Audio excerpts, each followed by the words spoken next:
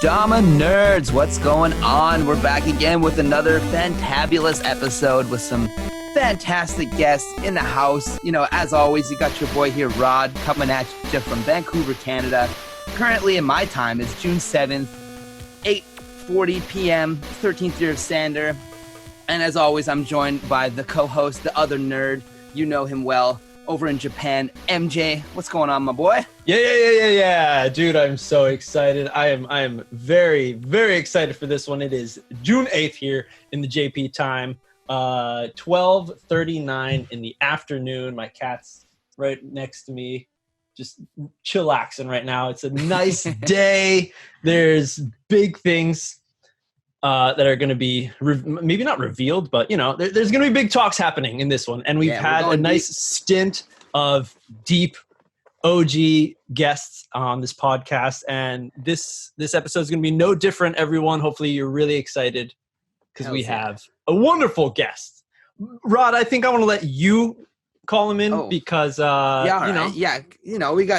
let's just get into it. I'm not gonna fuck around. We got the one, the only, my fellow teammate on the Terra squad. What's up, Matt Rice, the one, the only, deal with it, motherfucker from Portland. Yeah. Yo, what up, nerds? How's it going? Good talking to you guys. Dude, so excited. Thanks for having me. Yeah, buddy, it's been a long time coming, I feel like. Dude, yeah, no, like I said, I've been a fan of the pod, so stoked to be on it. People might be a little confused with Matthew Rice. What should we call him? Is he rat deal mice? with it? Is he rat mice? Is he Terra? Is grain theories? Like, I'm just so confused looking at it. Like, what's happening? What's happening here? I thought he was like a blogger or something. Like he's a rollerblader. Yeah, so we're gonna answer all these. Or is questions. he just a dad? What is he? Or is yeah. We're gonna answer all these questions. Of the above. Get down to the bottom of it. Yeah, man. In the past episodes, especially with Sour Mash, when we were asking about early days, Ken Garden and stuff, there was so many times that he was referring, oh yeah, that was Matt Rice. Oh, who? Yeah, Matt Rice. Your name just kept on coming up, and I was like, damn, like I feel like you were almost like the first one to really not give a shit about what anyone else was saying. Maybe what is that nerdy ass yo-yo, that fake whack yo-yo? It's like, hey, let me jam with this thing called kendama and just persistently show your friends. Can you tell me exactly? Let's go back, because that's what we do in the nerds. We go back to the birth of kendama and the love, that little pocket that was open in your heart for this little skill toy. How did it find you? How did you find it? We know, you're a rollerblader, and that's a big common thing for the people, a lot of the OGs in the US. Yeah. So let's unravel this story. Yeah, for me, the first time I ever saw Dama was definitely in a skate video. It was one of those things too, where like, I'd wish I'd noticed it earlier, because it was a thing where it was from a video in 2000, and it was like on a blog that I saw, and it was like, they were just like showing old videos, like here's an old video from 2000, and it must have been, I don't know, 06, 07, 08, something like that. I'm super bad with years and stuff. So they were just, I was like, cool, like I'll just watch it again, so I watched it again, and like in the credits some guy was like playing with this toy, and I'm like, what is that? You know what I mean? So I just I don't know, I've just always been into like weirder, smaller things. Like I did like hacky sack for a while, or foot bag for a while, and like yo-yo and stuff as a kid. And like even rollerblading is like this weird subculture. But it was like, I feel like most people, or at least most like Americans, are just kind of obsessed with anything Japanese, or like everybody I know is. So it's just like, okay, there's like this weird toy, and it's like made of wood, and like the packaging is all in Japanese, like, and like I don't know, just the guy did a few tricks with it, like nothing crazy, just like, I have to find this toy.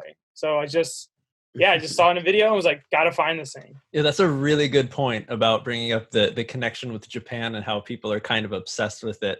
Yeah, like, it's interesting. Since like little by little, things have been growing. And of course, probably one of the biggest things was like anime, the animation from Japan and the comics is what for sure really started booming up this pop culture. But I wonder, like, just think about if kendama was from like a different country, like would people jump on it? It's like, yo, what's that? Oh, it's from France. Like, oh, cool. Yeah, why didn't the Bilbo K take off, right? Why not the Straight Bolero? Yeah. Yeah. Sure. No, it's totally. true, yeah. It's funny, like something like along those lines, like something that's like if you ever go like travel in Asia and stuff, something you'll notice is that you see a lot of T-shirts with really bad English on them, you know, English. which is like always kind of funny. Yeah, English but something I've noticed more recently is like in America and like North America, I guess there's like a lot more like Japanese characters and stuff on T-shirts and whatnot. And I don't know if it's maybe just because now I can read Japanese, I'm more like when I see it, I really recognize it. Maybe that might be part of it too. But like, I think I've just seen it more and more recently now, you know, because people are like with anime, like you're saying, like, and it's an interesting thing how it just, I don't know why all of us North Americans are so interested in it, but we are. Yeah. I mean, come on. If we just Matt, how many sales, how quickly did those deal with it written in Japanese? How quickly did those T-shirts sell compared to the other ones? Everyone wants some Japanese writing on a T-shirt. Oh, that's a good question. Dude, no, it's weird. T-shirts are weird where like you think like this is the one right here, like people are gonna love it, and then like it's like no, people just want a logo on a shirt. Like it's so those did about the same. I mean, because like with Jake, like with Grain Theory, it's like Jake always has all these like great ideas for a shirt, and like no matter what, I'm like, dude, logo shirt, different color, and it just sells like a million times better. So like, I literally thought the same thing. I'm like, oh, these are gonna kill it, you know, because everybody wants it on a shirt. But yeah, I mean, about the same. I don't know, but it's like the thing. It's like I challenge you to find anyone who's like, of course I want to go to Japan. Like, of course I want to go to Tokyo. Like like no one's like, nah, I'm good. Yeah, right. You know what I mean? It's just like I don't know what it is, but yeah. So. All right. Well, let's go back to it. So then, you saw it in the skate video. You needed to have it. How'd you get your hands on it? That's the funny part was it was like, okay, like it took me a while because it was just like, you know, it's like a skate video and then the credits are just showing people like whatever, drinking beer and chilling and there's credits rolling. And it was like a guy sitting in an airport jamming for like 2 seconds. So like there was no name. I didn't know what it was. So like, I don't remember like specifically what I Googled and shit.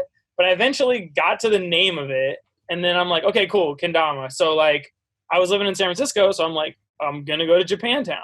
Like, you know what I mean? So, go to Japantown, and, like, no one has it. No one knows. Like, I mean, they know about it, no one has it. And then, like, I find this one guy that sold, like, furniture, and he was like, oh, yeah, like, we used to sell those, but, like, the ball came off. This is what he said. Like the ball came off and we were scared like it was going to hit somebody. And like, since this is America, like we don't want to get sued. Oh my God.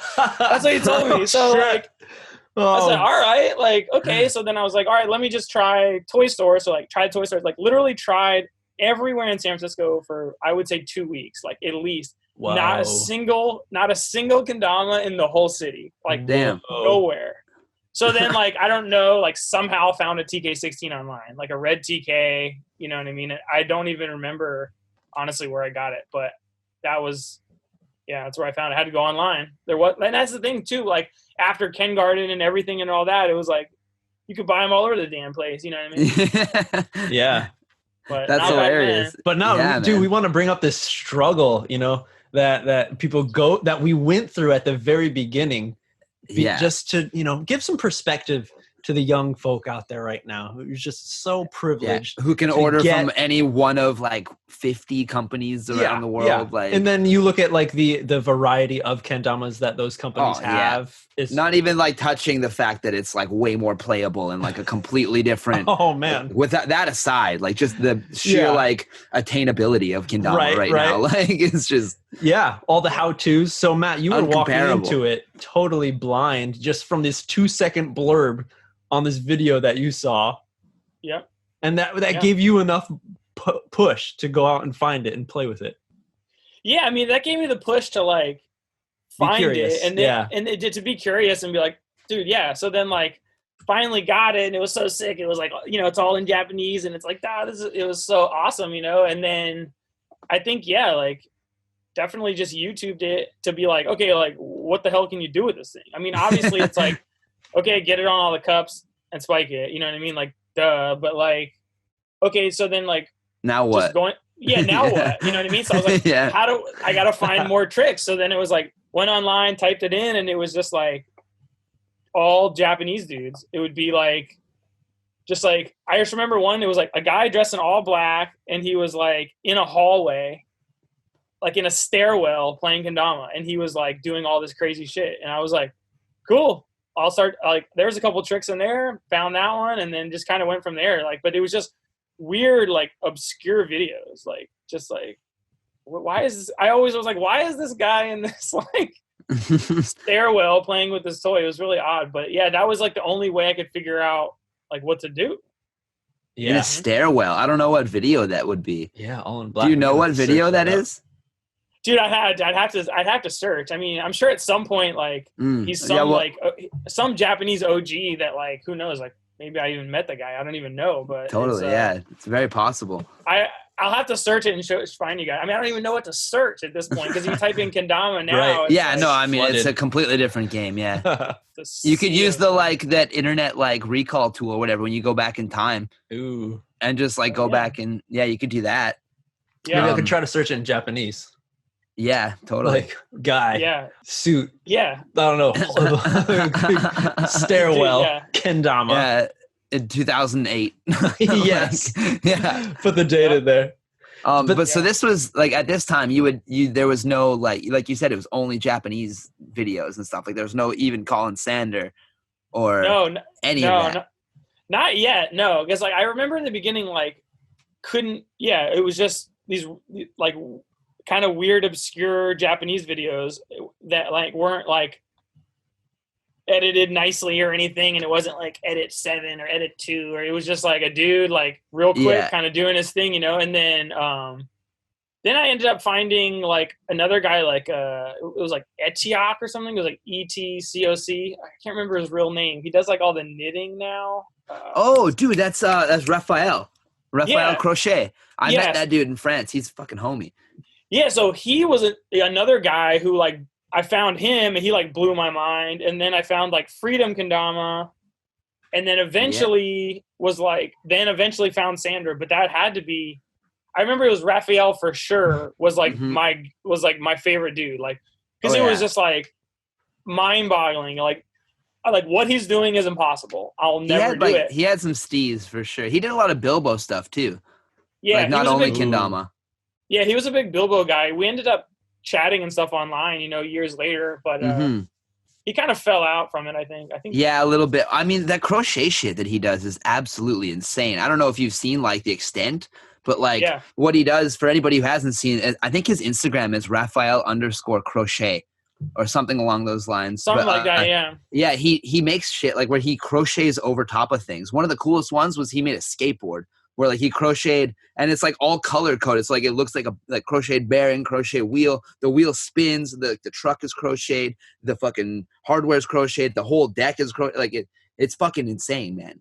Yeah. I remember Smith was telling me he hit him up and was like, "Dude, that's so sick. Like I'd love to do a trade, man, or some shit." And he kind of hit him back with saying some crazy shit about like this is like kind of like a very expensive art piece, like not to like be like but I'm kind of selling this for like a lot of money, so like no offense, but like you'd have to make me a bunch of shit to do a trade kind of thing. A trade, yeah. And like of course it's kind of like, oh damn, well that's tight. Like yeah. I heard the same thing. Yeah, like his shit's going for some money. Like I don't know if he's like in the art world, he's somebody, or I don't like I don't really know, but I've heard the same thing. I've never seen anything else like it. Like I'm not deep in that world at all, but like it's cool stuff anyway, man. Definitely. All the time putting into handwork stuff, and it's one of one. There's I know of a few artist friends like just graduating from university and stuff. Like they're not a big name, but they understand that people who buy art understand that it's even if you're starting out, you're going to be paying like $400 for a piece. Yeah. So the better you get, it can jump up there. I mean, Sorry, man. What were you gonna say? No, I just I had this like little connection in my brain because when I met Raphael, and we're talking about this old school era, I also met a guy named Nick Chauffeur, which I'm sure Rice you know of. Nick Chauffeur, Mushroom Dama. Were you finding his videos around that time, or was that kind of a later thing as well? I don't remember the timeline for that. I with Chauffeur, I I definitely remember because there wasn't many of us, and he was definitely in around like the very beginning. He was like posting edits and stuff. Yeah, he was around in the beginning. I don't know. It's like I must have found him through edits. Like I don't really recall like his edits and stuff. Honestly, me and Chauffeur, it was more like he was a blader, I was a blader, and he was like he like competed. He like had his own frame and shit. He was like I'm pretty sure he was like a pro in Europe. I know he definitely had his own frame and stuff. I think he was, yeah. But he would like sell me Mugens and shit. Dude, that guy just had the stash of Mugens seemingly. Yeah. Oh, no, I think he traveled. He was like in Europe and he traveled a lot through skating. So he had like connects in Japan. I have no clue, but like definitely paid way too much money for a Mugen from Chauffeur. You know what I mean? I think I met that guy about 3 or 4 times, maybe a couple more. And I'm pretty sure every time I saw him, he had a fresh fucking Emerald Mugen. Oh yeah, whoa. Like a different that guy. one. Maybe not every time, but like he had a couple different times. He had a fresh Emerald Mugen. Like to play or just to have hey, you want to buy this? Check it out. No, he was playing it. Okay. Oh yeah, that was his jammer. That was a Chauffeur flex. Man. Oh yeah, he definitely flexed. He would have like one to jam, one to chill, and one to like whatever. To taunt people on the internet with. Yeah, exactly. Yeah. Didn't he win the Glowcam like Musso like photo contest too? The photo contest, maybe yes. Yeah, so there you go. He fucking just locked down again. Just got another one. Because not the video contest though. Because there's that original video contest to bring back Musso. That was I think if I'm not mistaken, he's from Indonesia. The homie Deli Afriadi, I think is how you say his name. Oh yeah. Yeah, I'm pretty sure he won that. Yeah, I think you're right. Yeah, I never met the homie, but he's been around for a while. I got honorable mention in that, and they gave me a pink Mugen Dama. Yeah, hells yeah, that's tight. Yeah, I made a video for that too, but I didn't get anything. All I got was if you entered, you got one of those like sweatbands, the Mugen sweatbands. You got like a little care package for entering. Yeah. Oh, and I got that sweatband too. Yeah, I got that sweatband. I wore mine for a while. Actually, the first time I went to Japan, I was like, "Damn, I sweat a lot. I'm gonna wear this Mugen sweatband. This is sick." Yeah. Hell yeah. Using the sweatband. Yeah. Dude, yeah. But yeah, no, Chauffeur was one of those early guys for sure. Chauffeur and like Roosh and like Van Rasta. He was dude, Van Reven or whatever. Yeah. He was like Jeffrey. He was the GOAT for a long Dude, time. Absolutely. That guy had like 36 edits before I was even playing. Yeah. Really. And they were all bangers. Like that guy was doing tricks that like he was ahead of his time for sure. Two finger string, just getting the no bevel tricks. No bevel at that fucking same skate park. Yes. I've seen that. I never got to go get. I was in the car. We drove by it. I was in that town, Spike Nisa, where he lives. Oh man. I went to the Spike Dama event with Lionel and Arthur, the homies, the Dutch homies. And Roy drove me there, actually. Funny story. But anyway, I digress. That skate park is legendary from those Dutch kendama edits. Yeah. Dude, yeah. If you've seen one of them, you know that he was in that edit. He was in that skate park at least once in an edit. Oh, yeah. Yeah, dude. Yeah. He was way ahead of his time. Sweet. Hell yeah. Okay. Let's bring it back to Matt. So how old were you when you found kendama? Shit. That's a good question. Well, what year would that be? You were saying around like 2008 or 7 or something like that, right? Yeah. So how old am I at 2007? I don't know. What was that, 13 years ago? Yes, it was. Yeah. So let's see. I got to do the math here. You're in your 20s, early 20s? Yeah, 22? Yeah. Around that. Yeah, so I'm like 24 or something. There's so many math whizzes right now listening. Be like, you fucking moron. I know. Yo, it's real. It was real. But yeah, I guess. Yeah, I mean, for nowadays standards, like pretty old, I guess, to find Dama at 24. Yeah, you know what I mean, because now totally.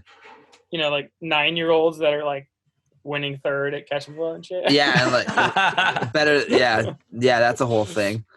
Yeah. But 24. So 24. Right. And you were into blading? Were you deep into blading at that time? That was your only hobby? Were you doing like video games?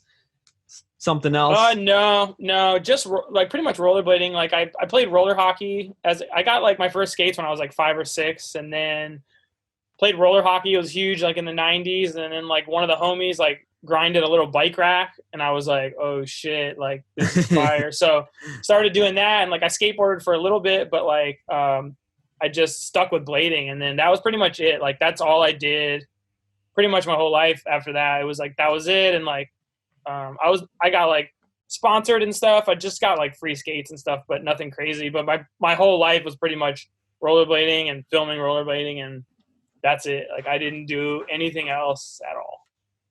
So then after that, sick. you found this kendama, and then were you just passionate about unlocking the mysteries of it right away, or were you just messing with it a few minutes a day, putting it down? Were you showing all your friends at that point, or you're like, let me wait until I kind of get good and then I'll show my friends? That's a good question. I don't, as far as showing my friends, I don't really remember, but like for me, like once I'm like into something new, like I'm just like obsessed about it, like finding out the players and who's this and who's that and what's this company and what's that company. So like I would say in the beginning it was like just playing all the time as much as I possibly could, because like at the time, you know, I was in college, and like I don't think I was working like full time, so probably like part-time job. But I just going nuts in the beginning, really like fully in. But as far as showing anybody, I don't really know. I think it was like I saw those videos and shit, and like with rollerblading, it's like I still don't really know why this is, but like you're obsessed with filming yourself. Like everything is like, if you didn't do it on camera, it didn't count. Yeah. So it was just like a natural progression to be like, my whole life has been filming myself on skates, and now like I've got this toy, like I'll film myself, you know what I mean? And so kind of just went from there, you know. Then and then ended up posting a couple of videos, and then got hit up by like this shop called iPure. Bless you. Thank you. Sorry. I got sponsored by this shop called iPure that was like, I don't even remember where they were from, somewhere in Asia. And it was like, they had everything, like skateboarding, kiteboarding, everything, rollerblading, everything. And they had kendama, I guess, at one point. So they hit me up and were like, hey, we'll send you a bunch of kendamas if you make more videos. And I was like, what? Like, you're going to sponsor me for this shit? Like, okay, send the damas, you know? And then it was kind of like, okay, that kind of more motivated me to like, okay, they sent me this shit, I got to make a video. You know what I mean? So not that I wouldn't have anyway, but like in the beginning, it was just kind of like making a couple of videos, but then it was like, oh damn, like, you know, they gave me some shit. So, but now you have like a reason to do it, like another reason on top of the fact that you were already going to do it, right? It's like more motivation. Yeah. So it got more motivated that way too. But yeah, like I said, I would have done it anyway. I would have filmed myself doing it anyway, like because then at a certain point, like by the time like iPure came around, it was like then Sander Edit popped up, and like I remember too Zach Yord. Yeah, like Yord made these videos like with like a super long t-shirt on and shit, and like I remember that shit blew my mind, dude. So like the long t-shirt or that was his whole thing. It was like long tees, and he wore like this really long t-shirt and like repped it in like the video and shit. It always stuck out to me as like, what is this? Like, a lot of the old school Dama homies had that, man. That was kind of a steeze. I think we were talking about that with Ballard, actually. Ballard had some big old t-shirts back in the day. Him and Keith and I think it was Alex Sierra swag. Alex Sierra was another one. That guy had some big old t-shirts and some big old bangers. Shout out that guy, man. I don't know what he's doing now, but I would love to see him play Dama these days. Oh yeah, dude, that guy came out. He came out of nowhere. He came out of nowhere and then showed up to one of the Ken Garden events and like just shit on everybody. Like literally. Ooh. It's a little nerd homework for you nerds. Let's go check out some Alex Sierra edits. Yeah. I don't even know how many he has. I haven't visited those in a long time. I'm going to have to go do my own homework. Never mind. Yeah, no, like I mean, like he got on Ken, because like in the beginning it was like I was on Kenko, and like this is after the iPure thing, right? Yeah, this was after iPure, and like they didn't really know, and it was like, who should we sponsor? And it was like, oh, dude, Alex Sierra. So, but that's later. So the iPure thing kind of like, how did that end? How did you transition from that to Kenko?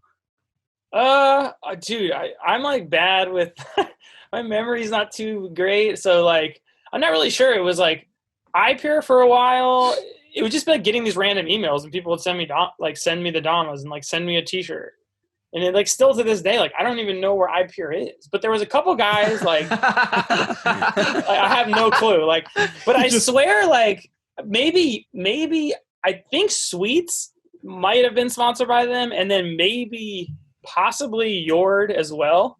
I think Yord for sure, and maybe Sweets too, because I remember it. Yeah, because like in the beginning. Because in the beginning it was like there wasn't that many of us, so like everybody knew everybody, you know. And I remember I remember way back then too, like when Sweets was starting his company, it was like he would send me Damas to like test the paint, and it was like I didn't know Sweets was gonna turn into like this monster that it is now, you know. So yeah, but yeah, I have this old like yellow Tama, and it was like test this paint, you know, like play it and let me know how it goes, kind of thing. And it was just like, all right. Just out of the blue? I mean, like I said, it's kind of blurry, but I think, I don't know, because like in between there was like Yumu as well, and like okay. That's right. You were on Yumu too, man. I think you're like what? You have to Yumu. You have to be the guy who's been on the most kendama teams of anyone. I think. Well, okay, because I didn't know about that. Let's get them all out of the bag right now. Yeah. Okay. You started with this one that sounded like a woman's cosmetic brand. iPure. Yeah. iPure Cosmetics. One. Yeah. Yes. Yeah. iPure, and then what did I say? Yumu. iPure. Kenko? Then iPure, then Yumu, and then Kenko, and then Grain. Then I had to start. Then we started Grain Theory. Yeah. It doesn't really. And then I started to deal with it. Then now Terra. So oh wow, I thought you were on the Terra team before Grain Theory happened. No, I don't think so. Was I? I don't think so either, because I remember Grain Theory was like a while. I used the Grain Theory at the very first World Cup. I used one of those Hickory Natty ones, the tanks. Oh. You remember? It was one of the. I bought one from you, and you picked me out like the heaviest of the dead-on tanks of the Hickory ones. Yeah. I loved that Dama. I still have it. I still sesh that thing once in a while. That was my World Cup Dama so like that's what I'm saying. It's 2014 GT was a thing because that's a point of reference. because December 2013 was when we started Grain Theory. Okay. So yeah, and you joined the Terra team like somewhere around there too, though. It was like pretty close. Yeah, I don't really know. I don't really know. I don't remember. I don't know either. when that happened. It might have been. I don't know. It was like definitely around like the birth of the pill kind of thing, or at least like when they started being like mass produced. Because I remember like when they made the first Terra site, it was like my photo was like me playing with a pill, and I'm like, yeah, it's still that one. So it's still that one. You're the pill guy. The pill guy. You know what I mean? So. I also this came up in a recent episode too, that I'm pretty sure one of your first Terra Dama was a black and white ebony, was it not? That Smith made you? I think so. Yeah. It was. I got it right here. Because we were talking about it. I was like, Rice got one of those. I don't even have a black and white ebony one. I gotta make myself one, or get Smith to make me one. Because there it is. That's the one. Yeah. No, and it's like I don't know what this was. I think this was a Crom Red Elm or something painted one. I don't know. It was. Yeah.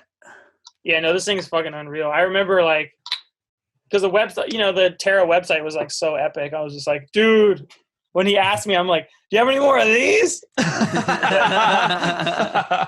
Like what? And now I look back and I'm like, is that really what I asked for first? Like what a dick. Yeah. Like, yeah, sure. The most rare one we have. Let me go do that for you. Yeah. Right? So they're like, good, yo, we need a picture of you playing with the Dama to put on the website. You're like, here's a picture of me with the fucking pill. Yeah, exactly. Yeah, man. No, that was definitely that was the first one for sure that I got. Yeah. Mm-hmm. So yeah, man, you've been on a lot of teams. Yeah. Yeah, man. I've been around for a while. Yeah, well, not only on a lot of teams, but also involved with a lot of companies too. Like whether you're on the team or just like low key on the back, like just shipping all the orders, doing all the back end shit. You've been involved. Yeah, man. No, it's been a long, crazy ride. You know, it's like it's been cool though. Yeah, no, like the sweets thing, it was like I was digging through some old Tamas and I or some old just full Damas actually, and was just like, what is this shit? I forgot what it was, and then I'm like, oh yeah, like I don't know how that came about, like, yeah, but it was definitely early sweets. Did you get the ones that like where you played it and the paint just like flaked off and just like you'd play for like 5 minutes and you'd have a pile of paint chips at your feet? Did you get those ones?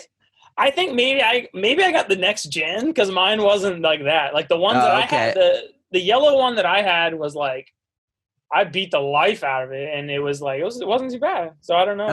Oh yeah, they were never bad. Just the paint just came off, you know. Then it just became a natty, and natties are great. So fuck it. Yeah. I think at that point, like once they fully launched, then I think I was like somehow involved with Kenko, which I don't really even remember how I got involved with those guys, honestly. Clue. So what was up with that? You were with Kenko, and then like did you have like a mod or anything? Were you the only person on the team at that point? Was there who else was on the team then? I somehow got connected with them. I really don't remember. And then I think it was like I don't know if they asked me like who else we should put on the team, but I remember there wasn't a team. Like it was just me. Like I don't remember anyone else being sponsored by them. I just remember like I got on, they asked me to be on it, and then they asked me like who should we put on it, and I said Alex Sierra, and then like Nick Sergios. Oh yeah. And then they did it. And then shout out Sergios. I'm not sure how they added after that, but then they were gonna make my pro model, and it was gonna be like a pearl, because I was like I just wanted to look like a pearl, like sitting on top of a thing, so just like white pearl eyes, you know, and like that was gonna be a thing. And then I have a sample of it that they gave me. There's only one of them, and then I left the team, and then I don't remember why or what happened, but it never it never got made.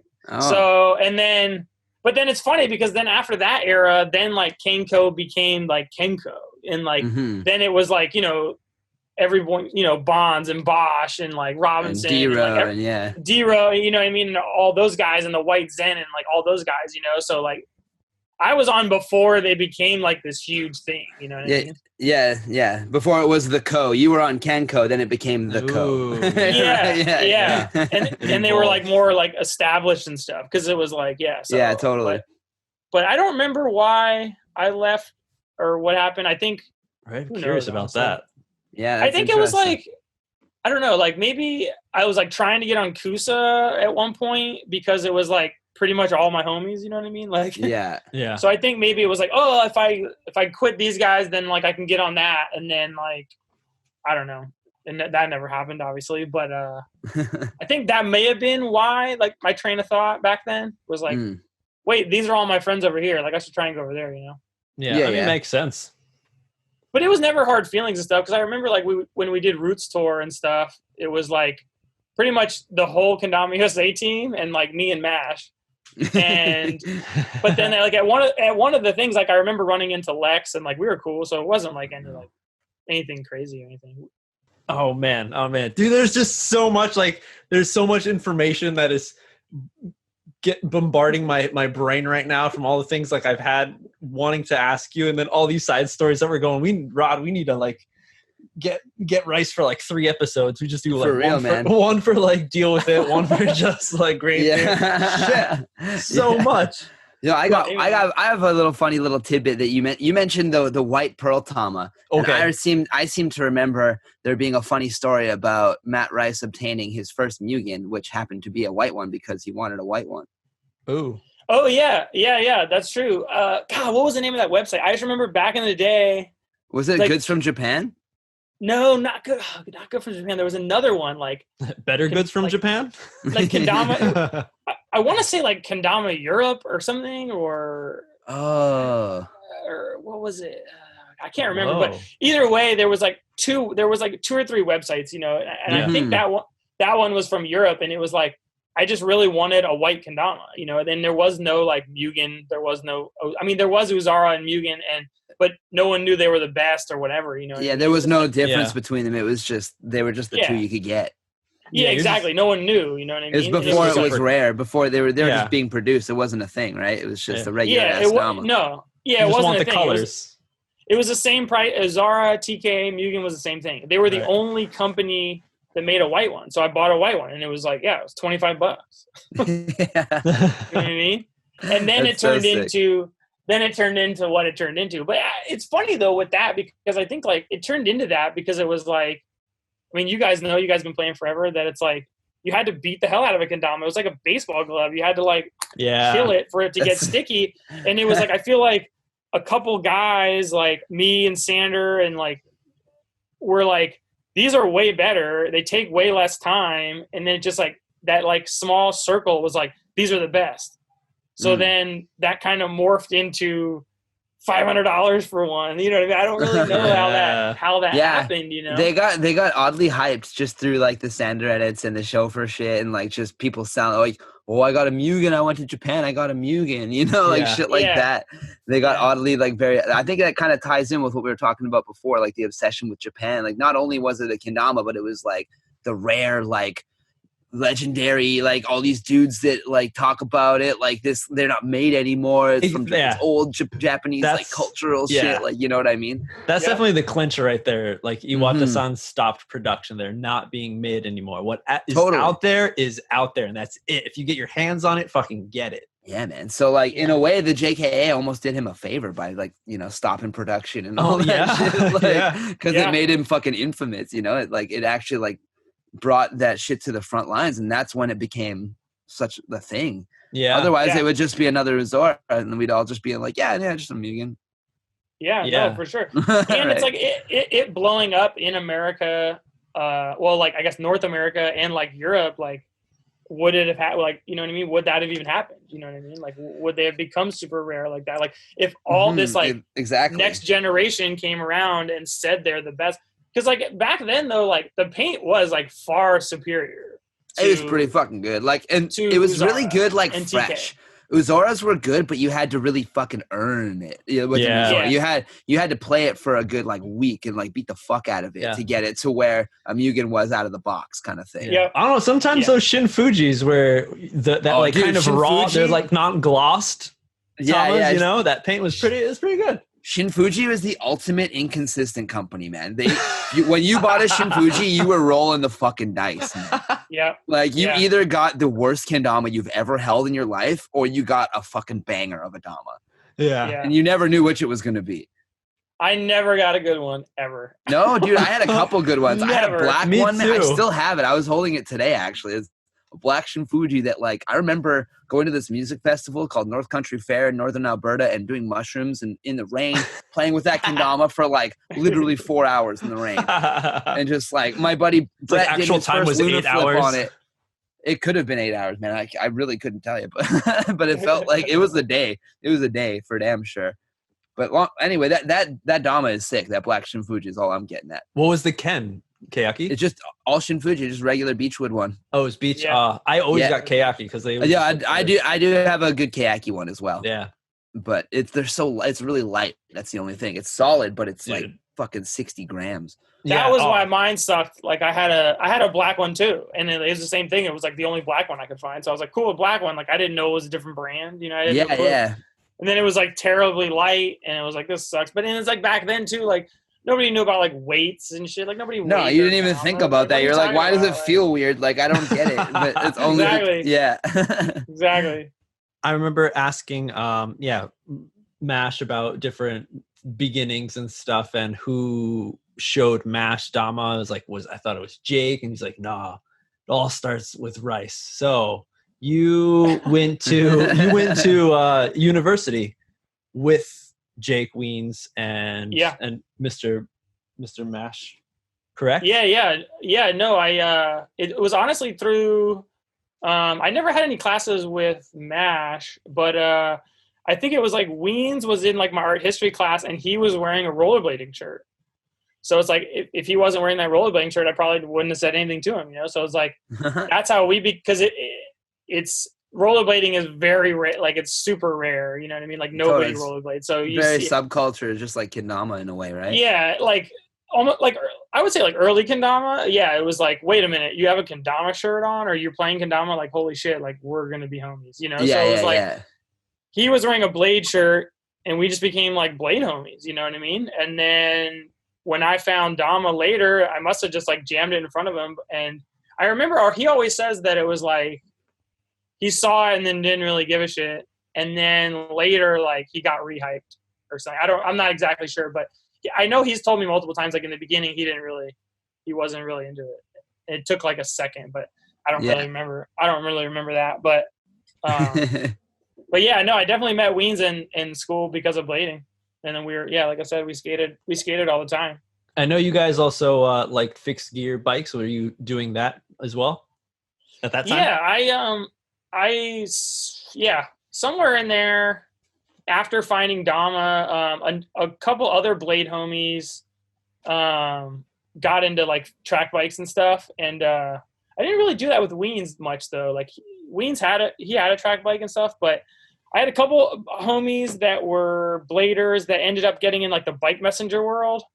So then like one of the homies became a bike messenger, and then like we kind of all slowly became bike messengers, and then so that's like its own culture and of its own. So like totally did that for a while, and like that was like I don't know, maybe like second or third wave of like, oh no, maybe not, I don't know, but either way, like got into the messenger world. Then that kind of got me into fixed gears, and then then it was like on from there. Got super into fixed gears, and then it was like doing tricks with fixed gears, and that was like fixed gear freestyle came about, and then that was like a big world because that sport hadn't really and it wasn't like a thing. It started like taking off. It was kind of like Dama, honestly, where like a couple like videos that I made back in the day of like doing fixed gear tricks that would like be terrible now have like a bunch of views and shit, because it was like we were some of the early people to like get on it kind of thing. Yeah. But yeah. So at that time, were you carrying a kendama with you all the time? Were you playing it like? Yeah, pretty much. Yeah, pretty much always had one on me like all the time, and like a lot of like my early edits, it was like my bike's like in the shot and shit. You know what I mean? Like because I would bike to the spot, film. You know what I mean? And then kind of go from there. But yeah, it was kind of all three. It was like definitely brought it with me, skating and biking and shit all the time. Just kind of always had it with me, you know. Hell yeah. So how would you organize those three hobbies of yours from like most favorite to least? Like all time, or at like that time? Kendama, fixed gear and rollerblade. I don't know. That's tough. I mean, I don't know. That's tough. I would say for a while there, like definitely kendama. But then it was like bike messenger was like how I survived. You know, it was like my job. Yeah, I was gonna say that kind of has like a little weight to it with that, right? Because on both sides, because not only does it pay you, but then it's like also your job, so it becomes tedious at some points. I'm sure, you know. Yeah, definitely. It's definitely like, dude. Basically, any job is easy after you've been a bike messenger for a couple of years. It's like every single job is easy, or after that, because it's like, dude, like 8 hours in the rain. I feel that. You know what I mean? Because it would be like. It'd be San Francisco hills, 8 hours in the rain. Like you would be soaking wet like before you got to work, and you didn't even start.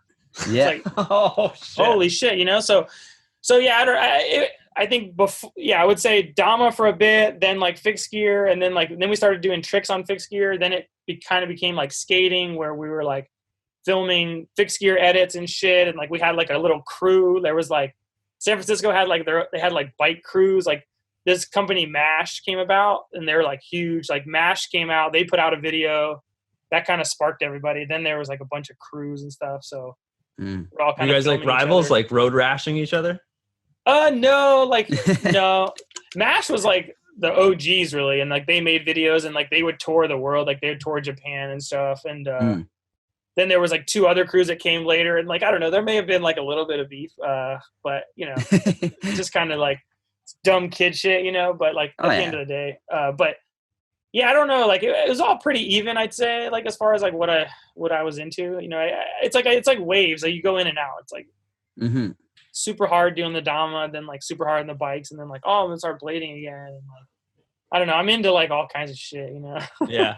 But that's good. That's good. You know, that's what makes everyone unique. All those different hobbies and things that culturally influence you, create you for who you are. And one special thing I know with you, Matt, is your edits back in the day were very cool. I always liked the ones where you added the little picture of the kendama on the bottom corner.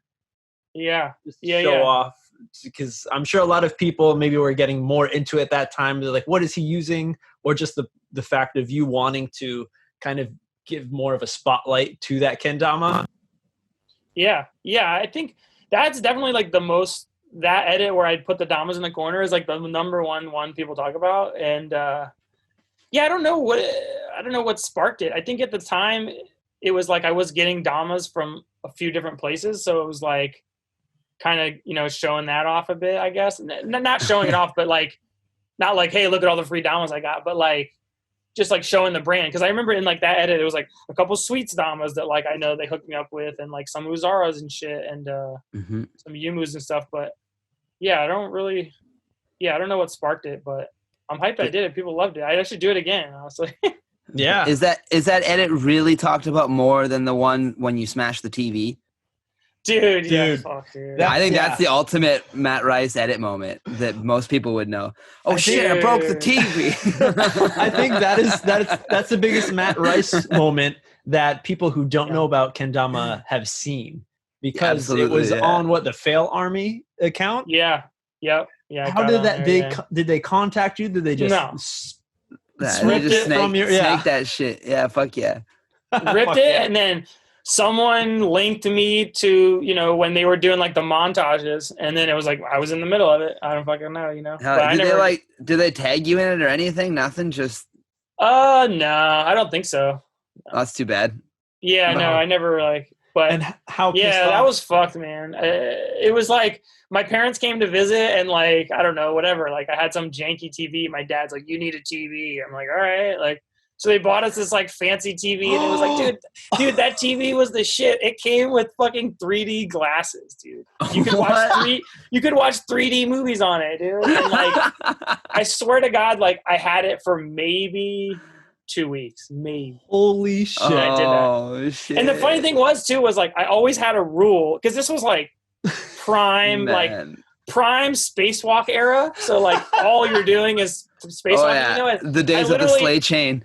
Yes, dude, the never-ending sleigh. Yeah, so I literally always had a rule that was like, okay, you have to be parallel, because I had an iMac, you know, where it was just the big screen, you know. Yeah. And it was like, that was like before I had the TV, and it was like, okay, you always have to play parallel to it. Yeah, so that if it goes flying, it goes that way, not this way. So then it goes that way, and you never hit it, right? So then, whatever, like the TV was such a new thing that it was like, I broke my own rule, and then boom. And like, and the thing too was it, and like it was one of those hickories that was heavy as shit. So it was. Just blew the TV up, dude. And it was done too. And it was like, the funny thing was it broke a part of it, and for like a week we just kept watching the TV, and then like it kept like slowly degrading. It kept degrading. It was like slowly more gray like blips came out and shit. Dude. Oh shit, that's some Austin Donovan shit, man. Yeah, but it was fully caught, and your reaction is definitely great. You're just like, oh my god, like I broke the TV. Yeah, that's what really makes it, honestly. Who are you? Was that your wife at the time? Yeah, that was my wife. Yeah, I think I mean, I don't know if we were married, but yeah, that was definitely her. And like, she's in a lot of my edits too, like on the computer, like in the background, or like reading, and like, you know, it's like you're just on the couch. Yeah, it's like I'm trying the trick for 3 hours or whatever, so it's like you're not paying attention any longer. Yeah, no, of course not. Yeah. So it's just like, you did what? And I'm like, yeah. And then she looks up and she sees it, and I was like, dude. And like I said, we just like, I mean, not luck. Like I didn't buy it, you know what I mean? My parents bought it, which sucks. You know what I mean? Like I didn't tell them for like, you know, because they live on the East Coast. Like I'm from the East Coast, so they came and visited me. So like I didn't tell them for like 5 months later. Oh, I was gonna I say, are didn't- they like internet savvy? Did they see the fail army and like, hey, what the shit? Why So- didn't you fucking like? No, they till don't know. till this day, they still don't know. No, they know. Oh, okay. But it was definitely like, I would say at least like a good 5 to 6 months before I told them, because it's like whatever, like they only came once a year to see me, you know what I mean? So it was like they're never gonna come back, you know what I mean? They're not coming back, and like Oh they're man. the least internet savvy people, so they're definitely they don't know what fail on me, dude. I don't even think my mom could get on YouTube right now. Whoa. So, they didn't see shit. So, Oh shit. Yeah, that is definitely a big moment. yeah, dude, that sucked, man. But, Yeah. you know, But now whatever. I'm sure you got a new TV. You're back on the flicks. You know. You follow Well, the it's rules fun- now? Yeah, well, it's funny. After that, like, that was the last TV. Like, we didn't have a TV. Like, I didn't have a TV. It was like, because we're just mostly on the internet now anyway, and it's just like cable TV. You're just sitting there watching a computer. So honestly, from that point till like beginning of the pandemic stuff, like we didn't have a TV, and then like the pandemic hit, and it was like there's all these crazy discounts, and then like we got this stimulus, like we got $3,000, and I was like, dude, you could get like a giant TV for like $250. So like, yeah, we got one like 3 weeks ago. So now I have a TV. Hell But yeah. in between there, no TV, dude. Yeah. And now you know to keep it parallel. No more fucking with those Yeah. rules. And it's like I'm not. First of all, I'm not spacewalking very much. Yeah, there's also that. I guess it's less of a thing. It's less of a thing, and yeah, definitely no. I'm definitely not. I learned my lesson. Keep it parallel, everybody. Oh yeah. Oh Oh yeah. man. Oh man. So you brought up your wife. There's a lot of parts of your family that have made their way into the kendama community that now we know. We see little pictures of your son. Yeah, the Leo mod, the birthday mod. There's the birthday mod for his first birthday. That was sick. There was, of course, the Deal With It logo. Your late ZZ. Yeah, the late ZZ. Yeah. People talking about, is it a cat? Is it a pig? Is it a dog? Nobody knows what it was about. Let's hear the science behind the logo. Okay, so it was like, I was like obsessed with Boston Terriers. I mean, I still am. And then we end up getting ZZ, and ZZ was like half Boston, half Frenchie. And when it was like time to, or whatever, like when I started doing the like Deal With It started out as a blog, and it was like I can't draw at all. Like I can't draw to save my life, but like I just wanted everything, because like every time I'd ever done anything in the past, like I'd worked with an outside artist being like, here's my idea, like this is what I want to do, like you do it, and like I'll pay you, you know what I mean, or whatever. And but I was like, no, I want the logo to be like drawn by me. So like I literally just drew like hundreds of them, and then I just picked the best one, and then I scanned it, and then that was it. So it was like, it's supposed to be a damn Boston Terrier, but like I can't draw. And then years later, everyone was like, everybody thought it was a pig. Like, oh, dude, you're the brand with the pig. And I was like, what are you talking about? You're the brand with the pig. I thought it was a cat at the beginning, to be honest. Yeah, then we started getting cat, you know what I mean? And then, I don't know. Then I've made a couple funny things that was like it's a fucking dog, like, you know what I mean? And I'm not a pig. I was going to make that into a shirt, but I never did. But yeah, it's supposed to be a Boston Terrier, but it's funny because now my new dog, Root Beer, it looks more like him because he's like a classic, like black and white Boston. Yeah, with the markings on his face, totally. But that's it's supposed to be a damn Boston Terrier. It's just like been my favorite dog forever. I've always wanted one, and so that was like kind of how it was. And I ended up doing early on for Deal With It, when it was a blog, like the first Deal With It sticker was just like a Boston Terrier I found online, like a real live photo that I just like cropped up and wrote Deal With It. But then I was like, this is lame. Like I got to draw my own, you know? Yeah. So make it more unique. So how did Deal With It start off? How was that born? How did you come up with a name? Why did you decide to just, I think maybe at that time blogging was a big thing, huh? A lot of people were jumping online, blogs. Yeah. Right? Yeah. No, blogging was like definitely a big thing. And it was like, I was into kendama, into rollerblading, like you were saying. And I was super into fixed gear and track bikes and stuff like that. So, and like the messenger world. So, but I also kept, like, I grew up skateboarding. Like, I skateboarded for a little bit, and like I BMX for a little bit. So like, I've always like watched these edits and shit, because it's like I'm jumping on a rail, you know. So I still love to watch that kind of shit. So I've like kept up with all these industries. And back then it was like every industry had its own blog, and it was like for like, you know, whatever, like for like skateboarding, like this was the blog, and like everybody wanted to get on that. And like if you got on that, like you and your homies were hyped, like, dude, I got on whatever, you know. So like every industry had its own, but I knew so many people that like skated, either skateboard or rollerblade, and like were into track bikes, and I was into Dama, and like I've gotten a few people from those worlds into it. And like back then when I was looking around, like I would go to each like industry's blog, and it was like, oh, I've already seen this. Like, oh, I already saw that. Like, I already saw that. So by the time they posted it, I already saw it. And I was like, okay, there's no like cross industry blogs, and I'm finding this shit before these guys are. So like, I'm just gonna start my own with like kind of like the grand idea of like cross promoting. Like, okay, like say you like fixed gears, but you hate rollerblading. So, well, I'm only going to post like rollerblading that's sick. So maybe like I'll change your mind, and you'll go, damn, like this is pretty sick. Like I always hated these guys, but like this is fire. Or like even kendama, like, oh, I don't like this toy. Like this shit's, you know what I mean? And I'm like a BMXer. Like, so I'm here for the BMXer. I'm here for the track bike videos. And, but damn, like this Colin Sander guy is pretty sick. Like maybe I'll buy one, you know what I mean? Or like, so that was like my grand idea, was just kind of like, I'm seeing these videos first, and no one's doing any that mix them, and maybe I can draw people in, because like a lot of the things that like blading is like was dead, or you know what I mean? And like kendama wasn't dead, it was just new. So it was like, okay, I'm gonna grab these like-minded industries and like try and make the things I like bigger, and like help grow them. And like also like, hey, I love this shit, you might like it too, you know what I mean? But that was like, that's what started it. And like you said, like blogs were huge, you know. Yeah. So that was like my like grand idea with deal with it. And I think as far as the name goes, like, yeah, I've always been like, I think like maybe it was Kristen from Terra. Like I think she categorized me as like a mouthy American,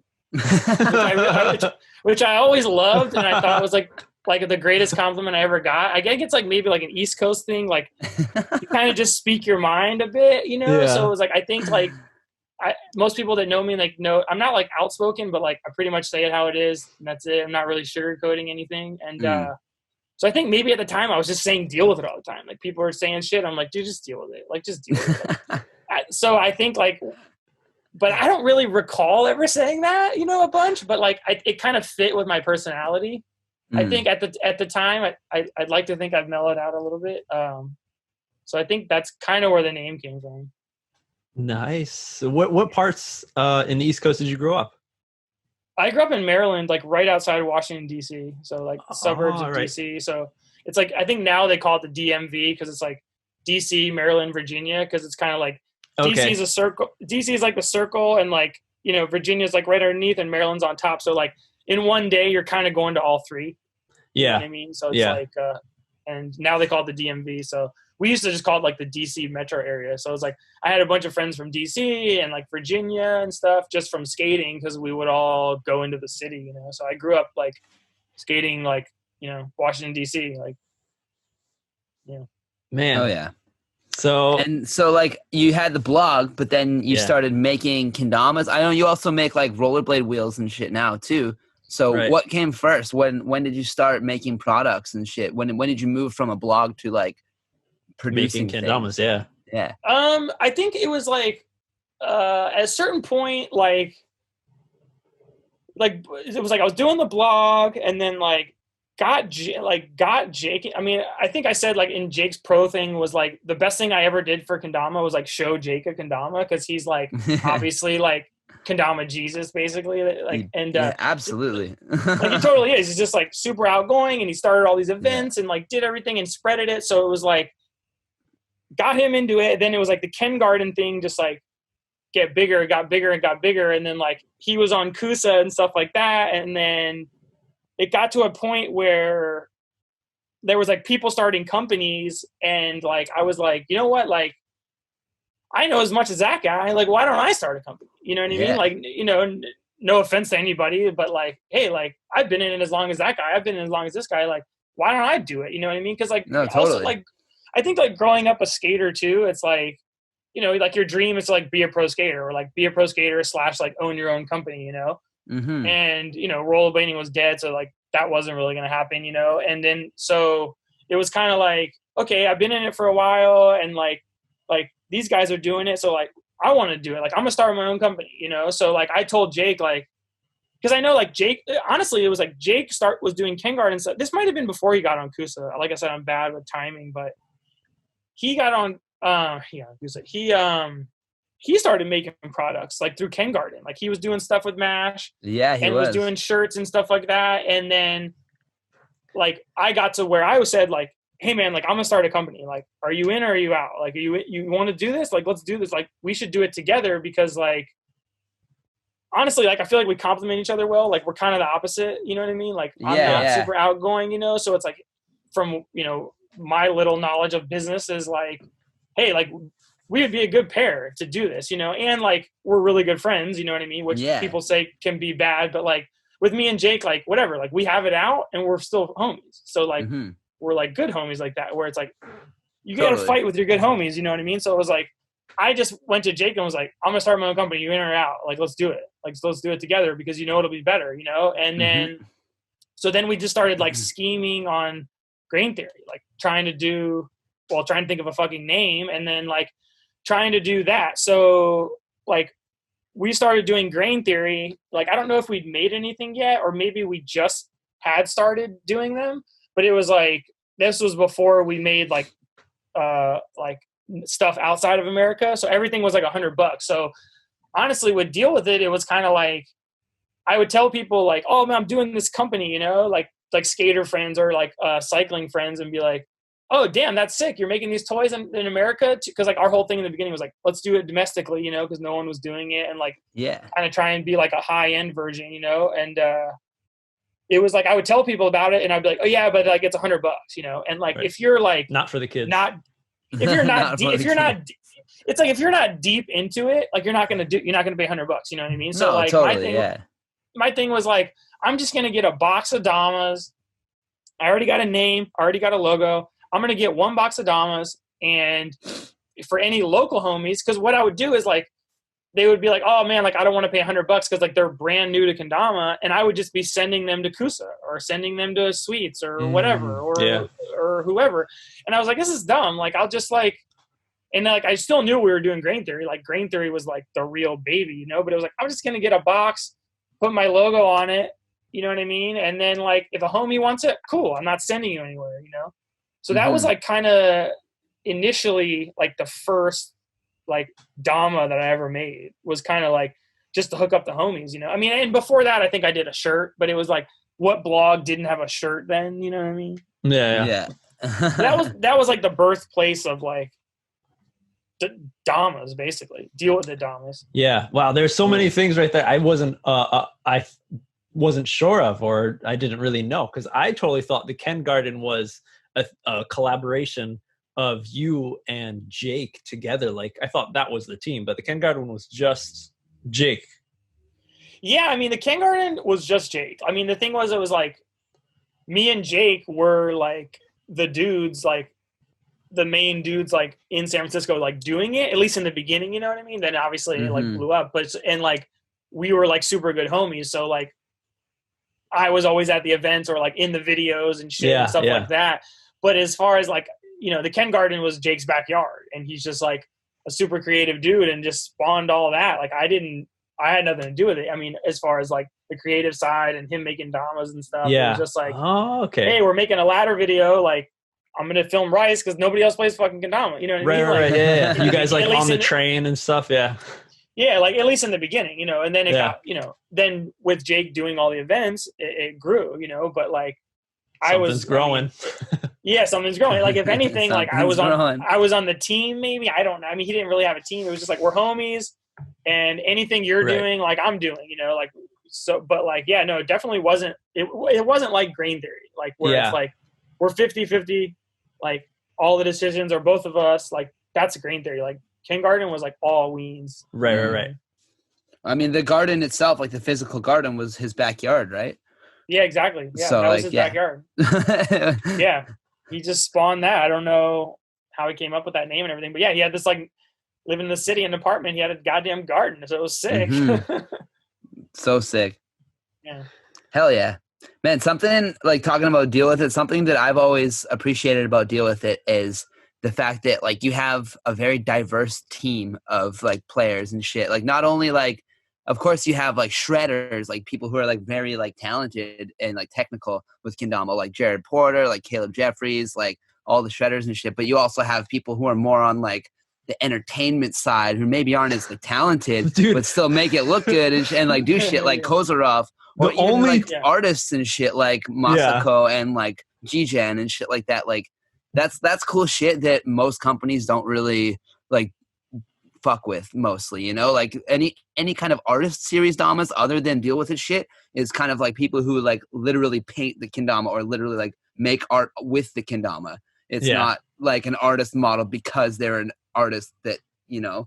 So like I just thought that's a cool thing that Deal With It does that I wanted to shout out because it's sick. Super specific to like. I was thinking about that today. You know, I knew Matt was coming on, so I was like, what did he talk about? And just like the amount of people, team members that are in Japan, I feel like Deal With It has the most. Dude, yeah.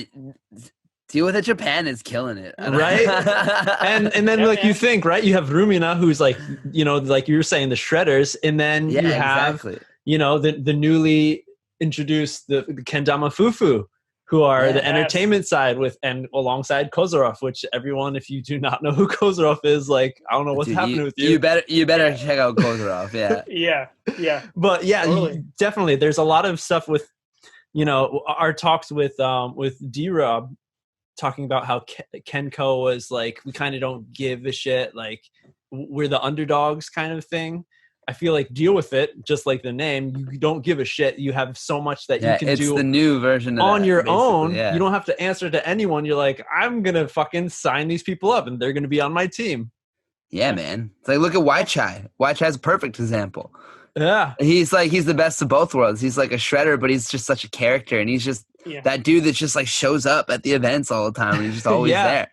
Yeah. Wai Chai's the homie. connects. He's also a skateboarder, right? Connecting with that whole culture. And like a very prominent like Hong Kong player, right? Like there's not a lot of players from there. There is, but like not like many that like come to events and shit and they're like well known within the rest of the community, right? Yeah. So hats off, Matt, for creating such a diverse team. And then let's go into why. I mean, I think it's like, it goes back to, you know, skating basically. It's like the only thing I've ever really known is like skating. So like, I feel like anything that we do, like we run it like a skate company, you know, like the same goes for Jake. Like a huge inspiration for Grain Theory is like this company Senate back in the day that we just like really looked up to, and they were real playful and stuff like that. So I think it's just like, in skateboarding, it's like, okay, you've got this brand and they're like the hip hop guys. And then you've got the punk, this brand is like the punk guys. And then these guys are the tech guys. And like, these guys are the heshers, you know? And so like, it was like, okay, every single brand is like some dude that's like super technically gonna win the World Cup. You know what I mean? And it was just like a lot of that, you know what I mean? There wasn't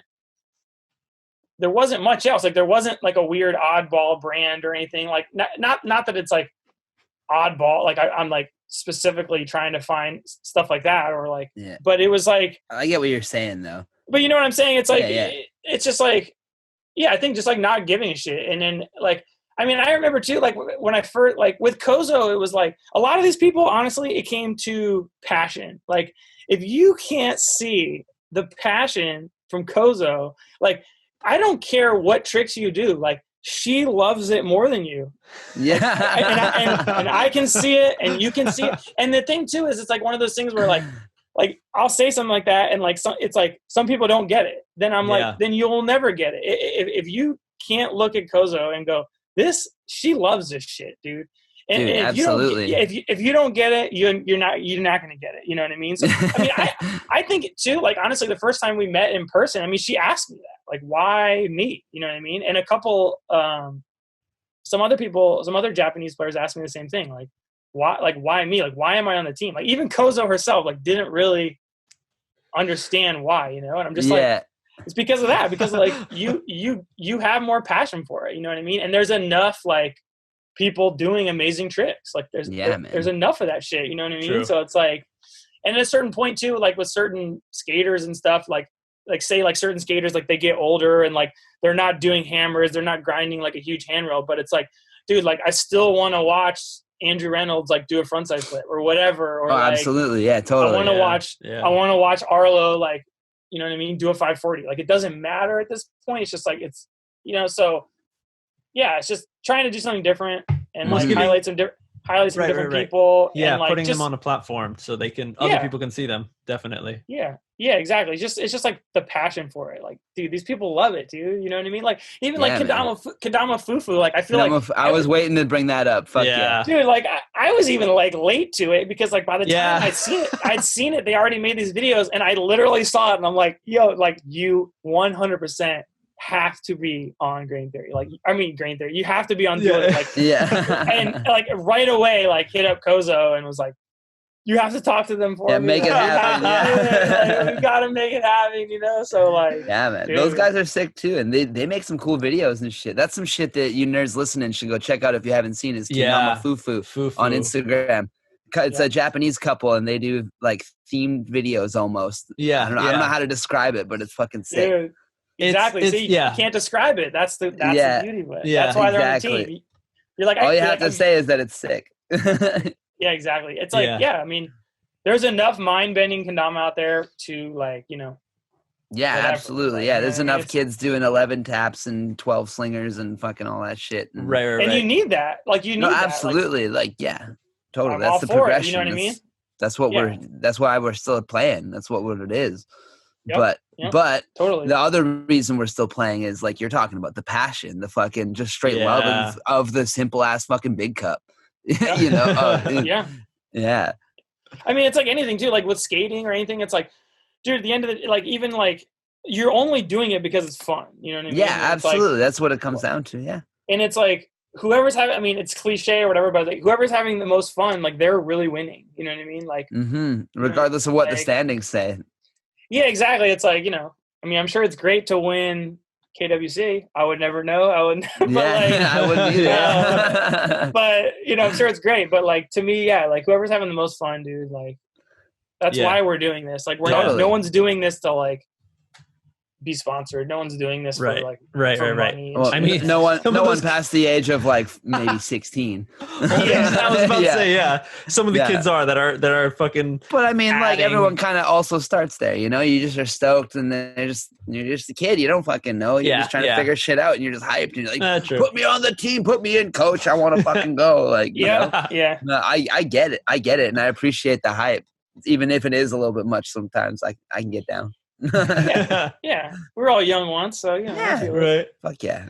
Oh man, Fufu is wonderful. Just like you, Matt. Like when I saw them, I was already thinking, I'm like, I think Rice is gonna like talk to these people. Like, I foresee this coming.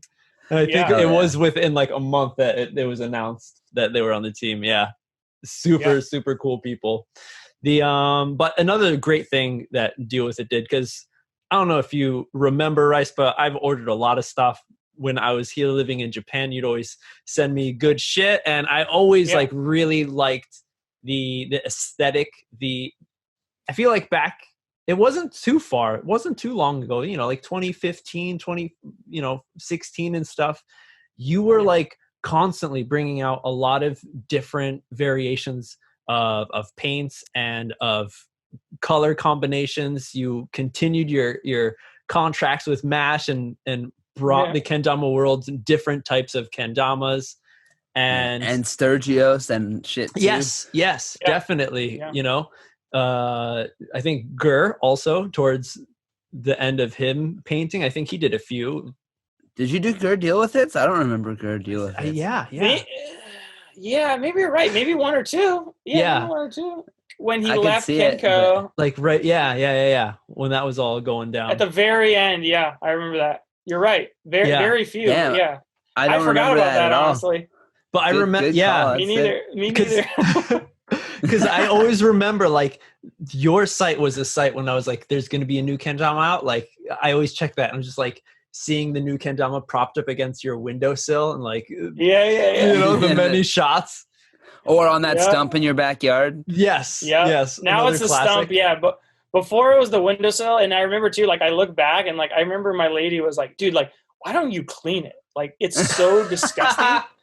And I look back and I'm like, damn, she was right. Like, why didn't I ever clean it? But it's funny because that windowsill shot became like a thing, and like other people would do it and shit. And it was like, hey man, it was literally like sit at my desk. I didn't even have to get out of my chair, just turn, and there's the windowsill. That just shows you how lazy I am. It was perfect, but yeah, seriously, like your damas were definitely some of the ones I was always so excited about seeing. Hell yeah! So how did you like? What was your process of thinking of new kendamas, colorways? You know, like fucking like grayscale. I think that is like a really classic colorway that a lot of people didn't think about, like gray. Yeah. You know. Yeah. I don't see a lot of people doing it, but. Yeah, I think it was like honestly, grayscale was like. After like Kenko and all that, and like I was going to do a pearl one or whatever, which now I'm like, I don't think it's the greatest idea. But at a certain point, it was like, okay, like if anybody ever sponsors me, like whatever, like, and I get a pro model, it's going to be a grayscale. Like, cause like, just cause like, you know, I went to film school and like photography and stuff. It's like, okay, like the classic, you know, grayscale, you know? So it was like, and like triple stripes were like a big thing a lot of people were doing it and stuff. And I'm like, but yeah, like you said, no one's doing it in like neutrals, you know, it's like super bright colors, you know what I mean? It's like the Rasta and stuff like that and stuff. But I was just like, I like the way I like the triple stripe thing, and then white on the bottom is better for tracking. And it was just like, no one was really doing it, you know? So it was just like, this is what I want to own basically. So like, this is why I did it. You know what I mean? Like, and like, I've always said that, like, you know what I mean? Like, all I've ever done with any of the companies is like make shit that I want to buy. That's it. Like, that's it. Like, okay, like what would be a cool colorway that I would want to buy? Like, that would be it. You know what I mean? Yeah, that number 2 pencil shit. That's what I want. One, yeah. Ticonderoga. Dude, yeah. That was actually God, I can't remember his name. I want to say, what is it? It's like either Matt Marshall, but or Matt Marshall or Matt Murphy. I'm fucking up his name. Sorry, dude. I love you. He actually he was like bought some deal with it and was like, man, like you should do like a number 2 one, where like a number 2 pencil dama, like da da da. Like he told about, and then like I'd always like put it off, and then eventually like ended up doing it. And initially it was supposed to be, the bottom was supposed to be sticky paint, and then the top was supposed to be rubber, you know, like a thing. Oh, but it kept like an eraser. Yeah. Oh yeah, like a eraser. But it kept like, for some reason, like it would just chip to hell. Like they couldn't get it right with the half and half, which is weird because I think like Kusa made one. The Dave mod, the original Dave mod had the fucking whatever. It was on a the normal bottom, gloss. That's that translucent gloss shit on the bottom. Yeah, that's right. So I was like, I thought they could do it, but you know, they couldn't do it. So it was just like, oh, let's do all rubber, you know. And then like people loved it, dude. But like, honestly, like I can't take credit for it. Like as much as people love it, I'm just like, dude, it's the homie. Like I feel like I got to look his name up, but get some royalties. Like, dude, yeah. Well, I told him like, hey man, if I ever make it, I'll send you some. And like, I kept my word. I did. I sent him some for sure. Hell yeah. But like, yeah. And that's another thing, like back to that Senate brand that from the 90s and stuff. Like they did a bunch of stuff like that where it was like this one guy had his wheels where it's like, it was 4 different colors, like 4 different primary colors. And it came in like a Crayola box. That's it. So, and then they, you know, they spoofed that font, you know, and like, I mean, like, there was another one where it's like the guy's last name was like Kolash. So they made it Kellogg's, and his wheels were blueberry, and they had blueberry scent on them. Like they even smelled like that. Like another guy was like you know, they made his look like a Heineken bottle, and his came in a thing, and his logo looked like that. So it was like, but I feel like that was a big 90s. That was a big 90s thing. Like World Industries did a lot of stuff like that. So absolutely, kind of like a throwback to that, like with the a lot of pencil thing, a lot of skateboard companies, as well as blade companies, they do that spoof off of well-known logos, companies, brands. Yeah, you know. I've always been a fan of that kind of stuff. So I was like, no, it's cool. It's like you call it a spoof, but like I think in a way it's a shout out because you're taking from something that it's a tribute is a better word for it. I think. Yeah. Because you're right. It is a spoof because you're taking from it, but like you're doing it because it's something that you love and you appreciate, and you're trying to shout it out, right? Yeah, and but I've heard I heard that a Thrasher didn't like the Sweets version too much. Yeah. Well, yeah. I mean, I could see that. But yeah, I know. I remember, like Huff, the brand, like HUF, right? Huff. Yeah, Huff skateboarding. Yeah, like they would do a bunch of stuff like that, and like they would get cease and desist, and they like every time they got one from like a huge company, like I heard they like would put it up on the wall and like frame it. Just like yes, another one. They noticed us. I mean, yeah. Yeah, I mean that's like how Rick and Morty the cartoon started, right? It was because they fucking made that shit like off of they were spoofing Back to the Future. Really vulgar ass shit just to piss the people off and get cease and desist orders, and they did. And then it just became a thing, and then it changed and molded into what it is now. Right? Yeah. Same kind of shit. Yeah, it's like certain things, things that resonate with people, Yeah, whether you're trying to cause shit or just shout it out, it's just yeah. No, totally. So Matt, how did you had some of the greatest names? You're coming up with great names for your kendamas. I think in the past, a lot of people or companies were having hard times. They're just saying, "Oh, the stripe, middle, whatever." The purple people eaters. Come on, purple people eaters. That was one of the best ones, dude. Swamp Thing. I loved that, Dama. I never got it. That was a good one. About Swamp, but the name. Come on, Swamp Thing, dude. Silver foxes, dude. The Komodo. That Sturgios one. The Komodo. That was one of the fucking most beautiful kendamas that you could still it was the kayaki where each line in the like wood grain was a different color, and that must have taken him so long. I think he would watercolor each layer and then lacquer over it, dude. So insane. Beautiful. But just go. I think it's like back to like what you were saying as far as like, okay, like it's the blue triple stripe. Like, okay, like guys, like we could probably be like a little more creative with it and like have fun. Totally. Like just have fun with it. Like, just have fun with it. Make it funny. Like it doesn't need to be like we're playing with toys, guys. Like let's not be serious. Right. Like I always loved brands that did shit like that. That would have funny names or would do funny shit. You know what I mean? So it was like I remember there was a rollerblade ad where it was like. It was a wheel company and they had a picture of a guy on another team and they were like Brian Bell doesn't ride for us, but he's good enough to just didn't give a shit. You know what I mean? So their ad was like the rival company and they have this guy in it and they're just like, whatever, I don't give a shit. And I loved it. You know what I mean? Yeah, fucking sick. Just shit like that. That was just 90s shit. Like they just didn't care and like just trying to make it funny. Yeah. And like, it doesn't have to be. And I feel like people have like caught on, and now like there's a lot more funny names going out there, or like people are giving them the like not just designing the Dama, like they're giving a little more creativity. Like don't just stop at the design. Like give it a funny name. I don't know why not. Putting a little thought into it past just that, right? Yeah. Just like just trying to make it fun. I don't know. I mean, no, totally. It's the same reason why I name every Dama that I make. It's just because it's fun. It gives it a little personality. It's just you send it to someone and they're like, yeah, it's a new Dama, and then they look like, oh, it's got a name. Like, oh, what the fuck? That's sick, right? Like, yeah, dude. Yeah, totally. Yeah. No, just making it fun. So outside of the grayscale, what was your favorite kendama that you made from Deal With It? For Deal With It or what? Like, Deal With It. I probably gotta go with the scale, like as far as like my favorite goes. I don't know, like I do really love the pencil now.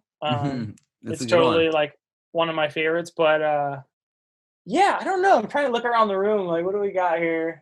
With the Zawa model with the big fuck underneath the big yeah, dude, the Zawa mod, like that one, like I love bringing that one out because people say it, like, why the fuck does it say fucking big letters on it? So, like, and you just gotta give this story, and like, it's too funny. I know, and it was like the first one only had one fuck, and then the new one he's like, two. That's two. And it's you got to do another one with the one on the base cut too. You got the third version. just all over, do it again. And then the fourth one is just like the whole can in big block letters, just fuck. Dude, yeah, all over print, fuck text. Yeah, dude. It's not a bad idea, actually. No, a couple The G-Gen mod's pretty sick. Oh, yeah, guys, really. Those are finally coming back, and we did. There's another one of those coming. Actually, yeah. You said the G-Gen and the Masako mods are actually so tight. Yeah, dude, those have been my favorite. I was gonna say like maybe the second one she did, where it's like all the stripe is like a dog all the way around it. Yeah. That's one I was thinking of. Yeah, that one I loved. And then like in the cup is like this almost like this like mandala looking thing, and it was so intricate that I just like didn't think it was possible, and they're like, yeah, we can do it. So like that sick. One too for sure. But we have some new ones on the horizon that might be like a new favorite. Anything you want to spill the beans on just for the nerds? Dude. Yeah, the type of artist, or is it your creation or collab? I don't know. Yeah, there's like don't want to say anything because it's a spoiler. Fair. I'll say like Nako coming. And another colorway of the Y chain. Oh, nice. So that I actually like better than the original, but so that's tight. But other than that, I can't say anything else. So. That's all right. I just wanted to poke a little bit, you know. Yeah. You never know till you ask.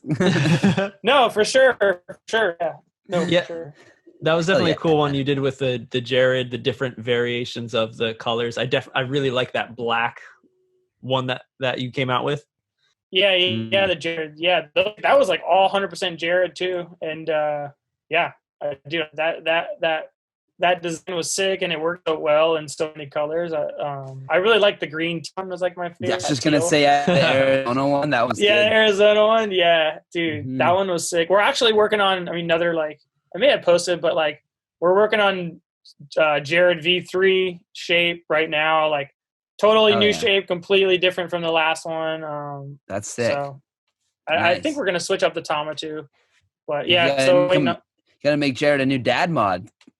Dude, right? I know, another Dama dad out there, dude. Yeah, for those of you that don't know, Jared Porter just had a dad, Jesus Christ, just had a baby, became a dad. I'm getting a little ahead of myself there. Yeah, dude. Shout out Jared, congrats, buddy. Yeah, definitely. Shout out Jared, dude. And Caleb's mod, I really like Caleb's mod too. Yeah, actually, that's a good one too, with the little smoking gun under the cup and shit. That's nice. And then it's like just like real like graphic looking. Like I just like I don't know, because I don't really play the video game, so I didn't really know it was about that. But I just like it. Yeah, it's cool. Yeah, I don't know. There's too many. I don't know. There's too many. Right. So when you design, because you've been working with deal with it, designing all these damas on your own, I'm sure you have a good grasp of what things are better for tracking and whatnot. When you have made pro damas or player kendamas, how much do you say about like, oh, maybe you should put this kind of line maybe for tracking here or something, or is it totally up to the player? Yeah, no, I don't do anything. It's 100% on to them. Do whatever you want. You know what I mean? Yeah. It's like, do whatever you want, and then I'll see if they can make it, and that's it. Like, it's your thing. Your name's on it. You get the royalty. You know what I mean? And like, if you're an artist, like I'm reaching out to you because you're a better artist than my ass. So like, I'm not gonna get in the way of like G-Gen's art. I'm not gonna get in the way of Masai. You know what I mean? Like, no, fuck yeah. Just get the hell out of the way, you know? So, and the same for the pros, you know?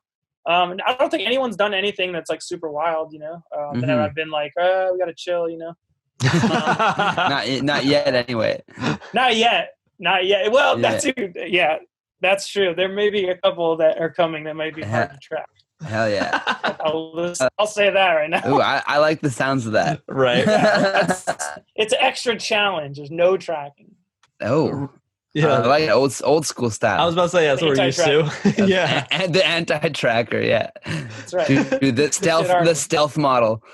Yeah, exactly. Kendama's too easy now. Let's make it harder. Yeah, you can't track this shit. Just black Tama, paint the inside of the bevel black. Yeah, exactly. I was thinking the same thing. Dude, we did always want to do. Well, maybe I shouldn't say anything, but like I always, whatever. I don't care. Someone can steal the idea. but like a because I always like black on black t-shirts, you know. Yeah. So like do a black on black, but like with a rubber and a sticky, you know. But That it's would all be black. cool. It'd be hard to play, but it'd be. I just think it would look cool. It would aesthetically be sick for sure.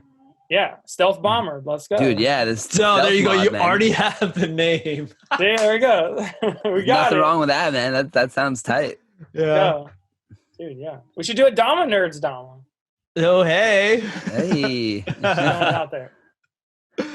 Just throwing it out there. There's definitely a lot of I think it's interesting how you, like, most companies will just make kendamas for the professionals, right? There's so many people on the team, but you know, only the pros will get a dama.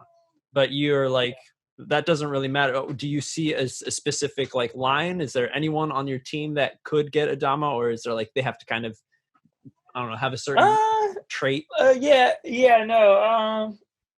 I don't think so, really. You know what I mean? I don't think there's any like like anyone that's like, because like sometimes I'll flow somebody a dama and it's like you're not really on the team, but like it's it's like a trial period kind of thing to see what they do with it, right? When you give it to them, essentially. You nailed it. Basically, okay. It's like, okay, like somebody gets a free dama, and then that's the last you hear of them. Yeah, you like open the door for them and see if they choose to walk through it or not. Essentially, yep. Right? Yeah, you nailed it. You know what I mean? So like, if you're on and I'm saying this guy's on, this girl's on the team, like you can, you can have a model. You know what I mean? There's no like, at least for deal with it. You know, there's no tiers. You know what I mean? So yeah, there's not like the like lower team and the pro team kind of steez that a lot of companies really have, right? It's just all kind of all encompassing. Yeah, that's kind of like really. what I was saying before too. That it's something that I think is cool about deal with it. That not a lot of companies have that approach where there is like you have like Jared Porter and Kozo on the same team. You know, like that's like a very like big kind of. I don't want to say it's a big gap between them, but you know what I'm saying what I mean by that, right? It's like just gap in like style and like approach towards like showing kendama essentially. Yeah, exactly. Yeah, but then you get exactly. But then it's like, on the other hand, you're like, you watch Kozo, you're a fan, you're like, dude, I want to. If she has a dama, I'm fucking buying it. Straight up, yeah. Like some things, you're like, it's a no brainer. You know what I mean? You know, so I think too that you definitely have to like, for any brand, you got to do something for the brand. You know what I mean? Like you can't just do nothing and like get on. No, totally. You know? It's like you got to do something. You know. Yeah, so, I mean that's like it's a two-way street, right? You don't just get free damas and do nothing. Like you gotta fucking earn that shit too. That's the thing. That's always such a thing. It's always so touchy. It's like a weird, you know. We go through it with with like both companies, with Grain Theory and with Deal With It. It's like it is like, okay, do we have these rigid things where you got to do this and you got to do that, and it's like, okay, like you don't want to be. It's weird. Like it's like. You don't want to be like overly corporate or anything like that, for lack of a better term. But then then things arise with certain people, or like this didn't work out, or I did this and they didn't do this. And then you kind of go, okay, like maybe these companies have these things, like they have these hard lines because then it's like, you don't get like not infighting, but you don't get people like, it just like avoids the fight. You're like, here's the rule. This is what it is. I don't want to have to deal with like this or that, or not a fight. You know what I mean? But just I know what you mean though. It avoids the confrontation when somebody isn't upholding their end of it, essentially, right? Yeah. Whereas rather than just like expecting someone to like just be a dope person and like figure it out and like take the cue and like do what they should be doing, you're like kind of being like, hey, this is what I expect of you. You know, and I get it. Like, it's kind of a weird thing to be like, yo, you got to fucking post with your dama. Like, don't be posting with this company, you know, like, you got to rep a little bit. And like, it's a weird thing to say, because like, you don't want to tell someone they can't play a Sweets kendama or a Quill kendama or whatever. Yeah. But at the same time, it's like, if you're on a team, you got to kind of represent a little bit, you know, you got to show face. You got to show that you are representing that team.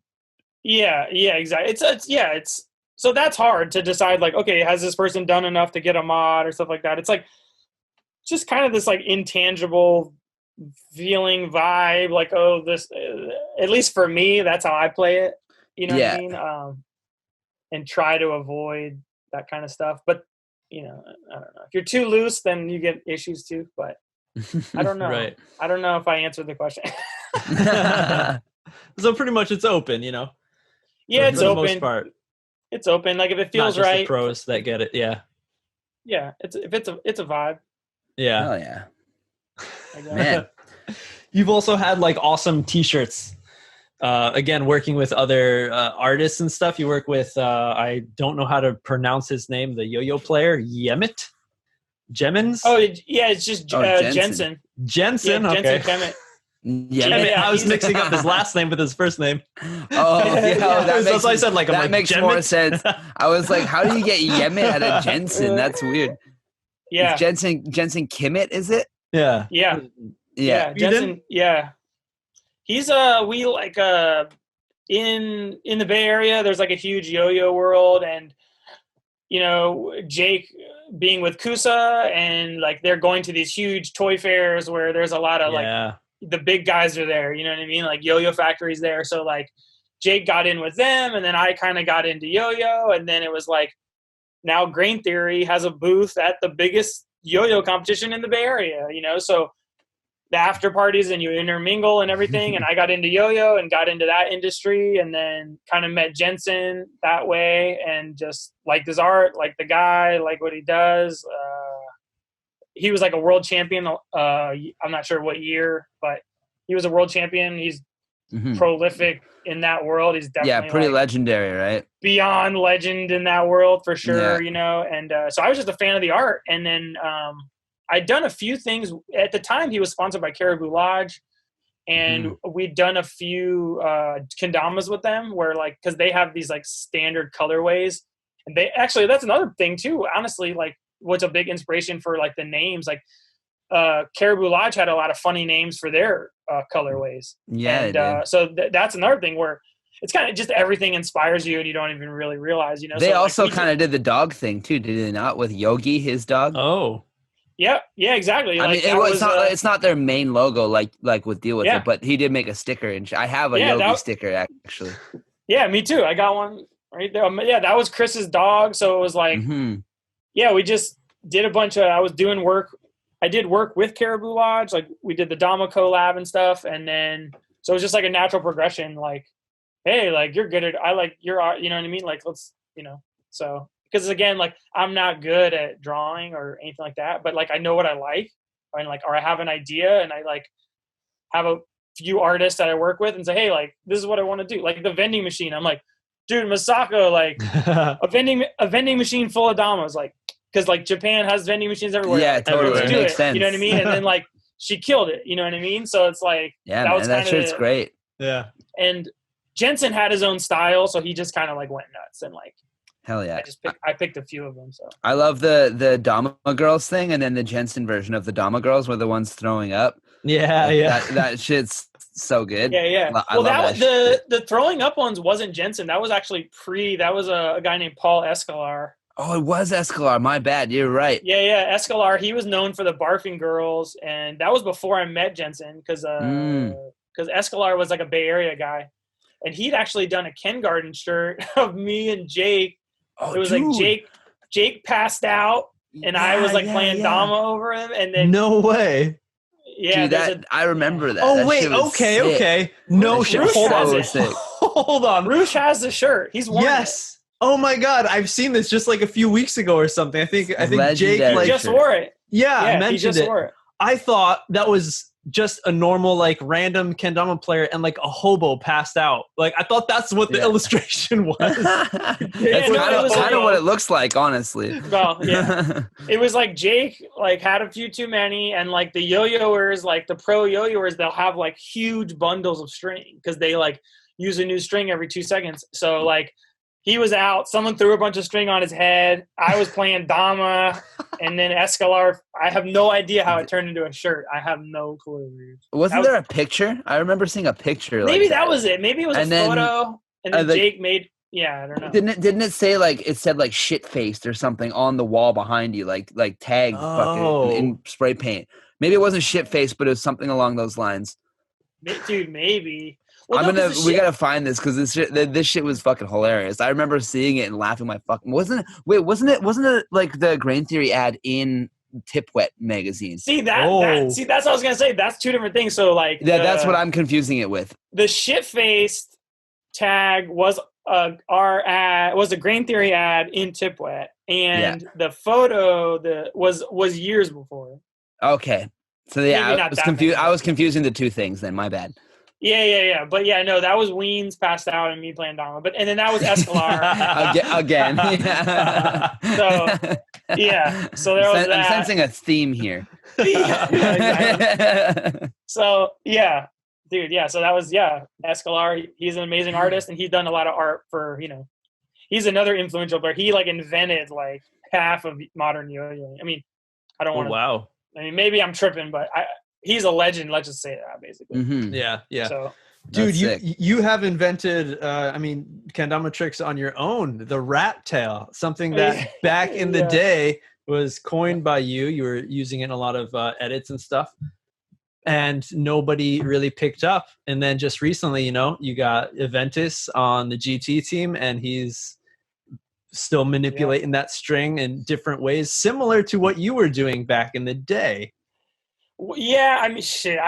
We're not in the same league. Like Aventus is like, but I understand what you're saying. Yeah, no, I don't. Yeah, at the time it was like, it was so new that it was like, hey, my beat always pops out. Like, pull it up straight. Like, why don't I just grab it? Shit? Yeah, fucking grab it. And like, went from there. And like my in like the bike world, like this one guy was like, what's your name? Matt Rice. He's like, oh, dude, Rat Mice, sick. And I'm like, how no one had thought of that for 25 years of my life? Like, so it was like, at the time, it was like, that nickname was like fairly new. So that's how like Rat Tail came about. And it's like kind of poking out of the Dama. So, Right. No, totally. And I don't know why I made a video being like, I invented a trick, which I think is pretty cringe, honestly, but I guess I'm glad I claimed it. Back in the day. I understand your sentiment 100%. Yeah. Dude, I recently found this YouTuber called Kendama Joe. I don't. You guys probably know him.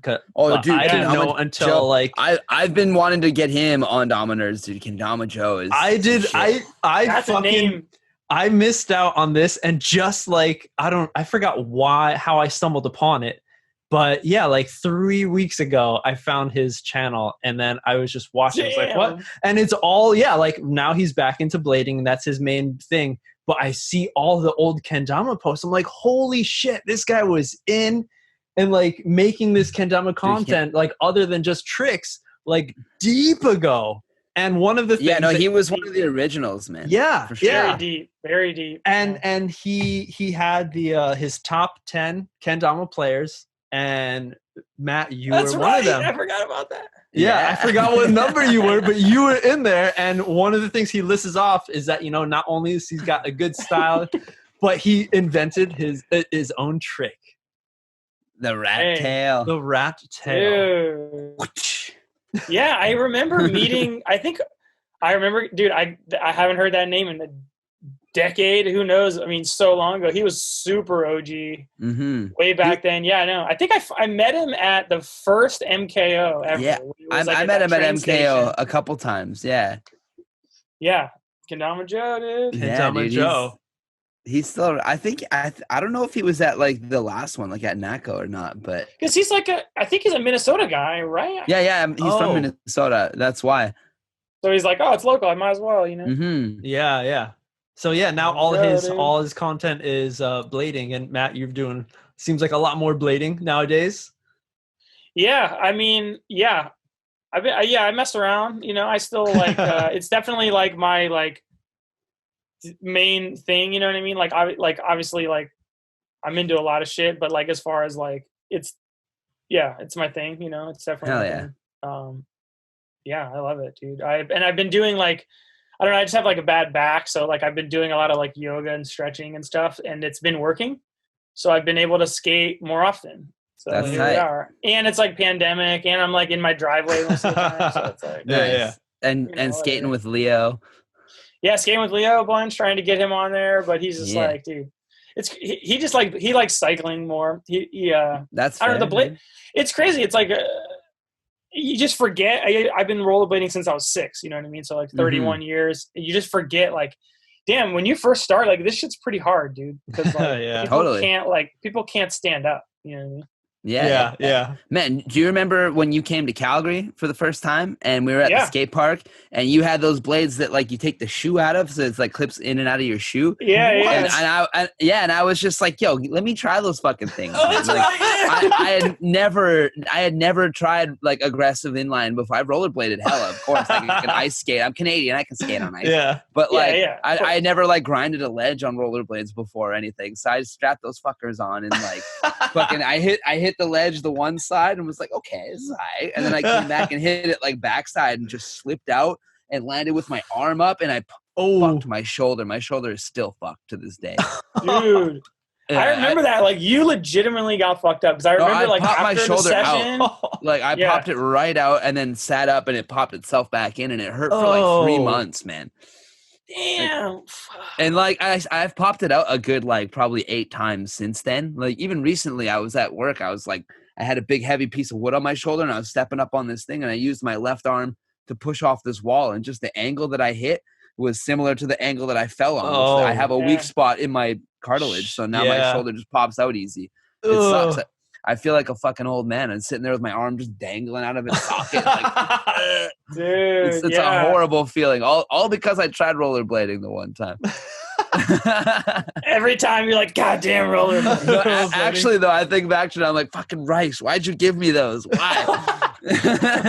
Okay, so instead of fuck rollerblades, fuck Rice.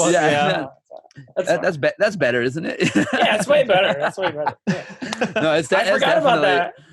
Honestly, it's fuck whoever waxed the shit out of that ledge, man. Oh man, that would be a rollerblader too. That would be. Of course, it would be. Yeah, I'm used to skateboarding where it's like you got to push into it a little bit. You know, it doesn't slide so easy. Yeah. But dude, I remember that. That was brutal. That was a good time though. We had that Calgary event and dude, filmed that was actually Terra edit. Yeah, that was the first time I met Jared on that trip. Yeah. First time ever, that's true. Yeah. Yeah. And that was when you and Smith were helping me edit the Raw Dama versus the World shit. That was when I had just come back from that trip. That's right, in Edmonton. Yeah. I was using Smith's computer and I'd never used Final Cut before. And you guys were like, oh, push this button. I was like, what? You could do that? What the? Dude, yeah, that trip was all time, man. I had so much fun doing that. That was good times, man. Yeah, that was sick. I got to get back up there. Yeah, we got to get the Terra squad together, film another Terra edit. Yeah, dude. Yeah. I feel like you have to come out more, Rice. There's a lot of events and stuff that I think people missing your face. You came to Japan a few times. Yeah, it's hard to get away with the kid. I was gonna say, he's almost at the edge where you can just fucking string him along now. Oh yeah. Well, dude, no, that's the thing. Like, because my wife's mom moved here when she was like 21 from Ireland. So like, she has a lot of family. Well, I guess I do too. I guess so. We have a lot of family that's like spread out all over Europe, and we've been like wanting to go visit them because like they came to San Francisco for our wedding, and but that was like the only time we met them. But we've been wanting to go back and visit, but like Leo was too young, you know. It's like I don't want to spend all that money, and then like okay, like you don't really remember when you were 4, so we're like okay, let's wait a little bit till like he's 6 or 7 to where he'll like remember this shit. You know what I mean? No, totally. Like, that makes sense. So I mean, yeah, at a certain point, like, and like my wife's never been to Japan either, so like. Whenever the life goes back to normal and we can travel again and do all that stuff. Yeah, you know totally. what I mean? Like, Leo's definitely coming. The ladies definitely coming, you know, because it's funny. Like, whenever I go to Dama events or a lot of people talk to me about Leo. Yeah. I mean, there's a lot of Leo growing up, bro. I'm like, yeah, dude. Yeah, we see all the posts of him, you know, and as well as your wife and her different hair colors from all the different modeling that she does for the t-shirts. Yeah, that's true too. Yeah. Hell yeah. Was that her idea? Did you were you like, I need somebody? She hates being in it. She hates being in it so much. She does not like it. But it was like half my team's the whole, or like, I don't know if like before Kate, like most of the teams in Japan, or now and in Canada, like nobody lives here. Yeah, So it would always be hard to like get somebody on the team to do it. So then like sometimes I would do it. Right. Have issues with the photos and stuff. So no, it's more like just easier that way. That makes sense. There's a body that needs a sweater on it to take a picture, or the opposite. I guess a sweater that needs a body under it. Yeah, pretty much. Hey, you got a body. Stand here for a second. Yeah, that's pretty much what it is. Yeah, right. Well, for what it's worth, she does a good job. Hell yeah. Yeah. Well, I'll pass it along. Yeah. Shout out Mrs. Rice. Yeah. All the hard work. So we've been grinding for a really long time. We've been grinding. I was gonna say, real deep. It's been really great talks. We have a few questions that we have. We have a Patreon page. All the people who support us directly they get top priority for questions whenever we record. So we got a few questions through there. Much love to all our Patreons. Yeah, thank you so much. Means the world. There's also a few questions, I believe, on Instagram. But one thing right before that I want to get into, because I think it's a big thing. We all know Zawa Matza, Tomoyuki. He's come up in a lot of different episodes of ours, and I know that him and you, Rice, go back kind of deep, and enough to now that he has a mod for deal with it. But I mean, it's like, is he even on the team? There's been T-shirts that he's made of you. Yeah. So what's the relationship between you guys? I feel like most people in kendama can say they have a Zawa T-shirt though. He just makes shirts of everyone. Yeah. He doesn't give a fuck. No, he doesn't give a fuck. And it's like, at this point, it's like an honor. You're like, all right. Yeah. But I know, it's like you earned it. It's like it's definitely like something cool to have now in the Dama world. But he definitely doesn't ask you or like give you anything, or like, it's just like, whatever. Like, you just all of a sudden see a post from fucking Matsuzawa and you're just like, or fucking Bokujo Matsuzawa, and you're just like, what the hell? Yeah. Why am I on a T-shirt? Where did that picture come from? Dude, the last one was like, I was at my brother's house at Christmas. My mom's in it and shit. It's just like a photo that I took for my Instagram. And it's like, now there's somebody with like wearing it in Japan. It's just like, what the fuck, dude? Like, so it was kind of like, yeah, you know what I mean? I don't know. It's just like how I had a relationship with him, just because it started before you came to Japan. You never met him, right? Yeah, no. Just heard all the legends, all the, what I mean? Oh yeah, and then, the stories. Yeah, all the stories and stuff, and it was just like, this guy's he's like a mythical creature in this weird world of ours, this weird whatever industry, culture, whatever you want to call it. So like, dude, why not? Like, what, are you kidding me? Like, let's go. Like, it's legit as fuck. Again, like another like no brainer. Like, this guy is like, you know what I mean? It's like, oh, totally. His car is legendary, for God's sake. You know what I mean? Oh, it's like, man. That's a thing. So, like, dude, he needs a Dama, dude. Like, straight up. It's got to happen. You know what I mean? And, like, and it did. And it happened. And then he wholesales them. He sells them. He makes money off it. And he gets a royalty, So it's legit mutually beneficial. Zawa does so much for the kendama scene in Japan, actually. Like, when it was blowing up in North America, and like when I first started going to Japan and stuff, he was already doing events and stuff in Osaka, and had the Katano Kendama Kyokai, the kendama club that he had in Osaka and shit. Like, that was already a thing. Like, he was already spreading kendama. In 2012 when I first met him. Like, he's been in it, and now he works for Gloken, driving around the fucking country all the time. Like, always driving, and that's why the car is so epic, because all the pros have been in there. He asked everyone to sign the roof, the ceiling. Then the car died, and he fucking got a new version of the same car, but transplanted the roof, took it out. So that he still has it all. That's what he fucking did. Nice. So the old car was green. Now it's black, but it's the same model. Yes. Sick. And man, dude, I love it. No one would go to that trouble other than that motherfucker. Yeah, I mean, dude, look, I got a Zawa, like the fucking kendama toothbrush. Yeah. Like, why? Like, whoever made this, Fucking like, teeth. you need a kendama. Like, you need Dude, a kendama for dealing with The best like, part you're about making that is this it's shit like it's the this. toothbrush plus the cup and the little stone that the Dama the toothbrush sits in and holds it. Yeah, like, the holder. I got it the whole somewhere kit. around here. Yeah, man, I use that thing for my toothbrush at my house. Like, that's fucking sick.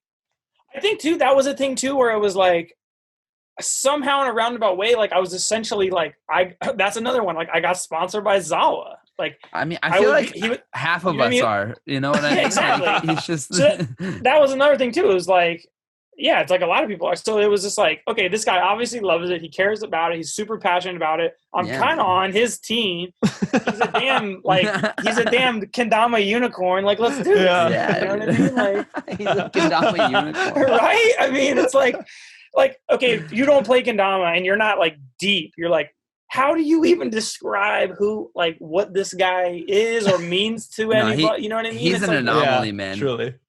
They're like, is he really good? Is he a pro? No. Like, what is It's like, it? It's he like, barely plays. man. that's what I He mean. can't actually. Fun fact about Zawa, actually, he has a medical condition, and he's like decently sick and takes pills and shit all the time, and like feels kind of when he does a lot of physical activity, he gets like lightheaded and shit, and that's part of the reason why he doesn't sesh Dama really hard. Oh shit! Oh, I did not know that. I didn't know that either.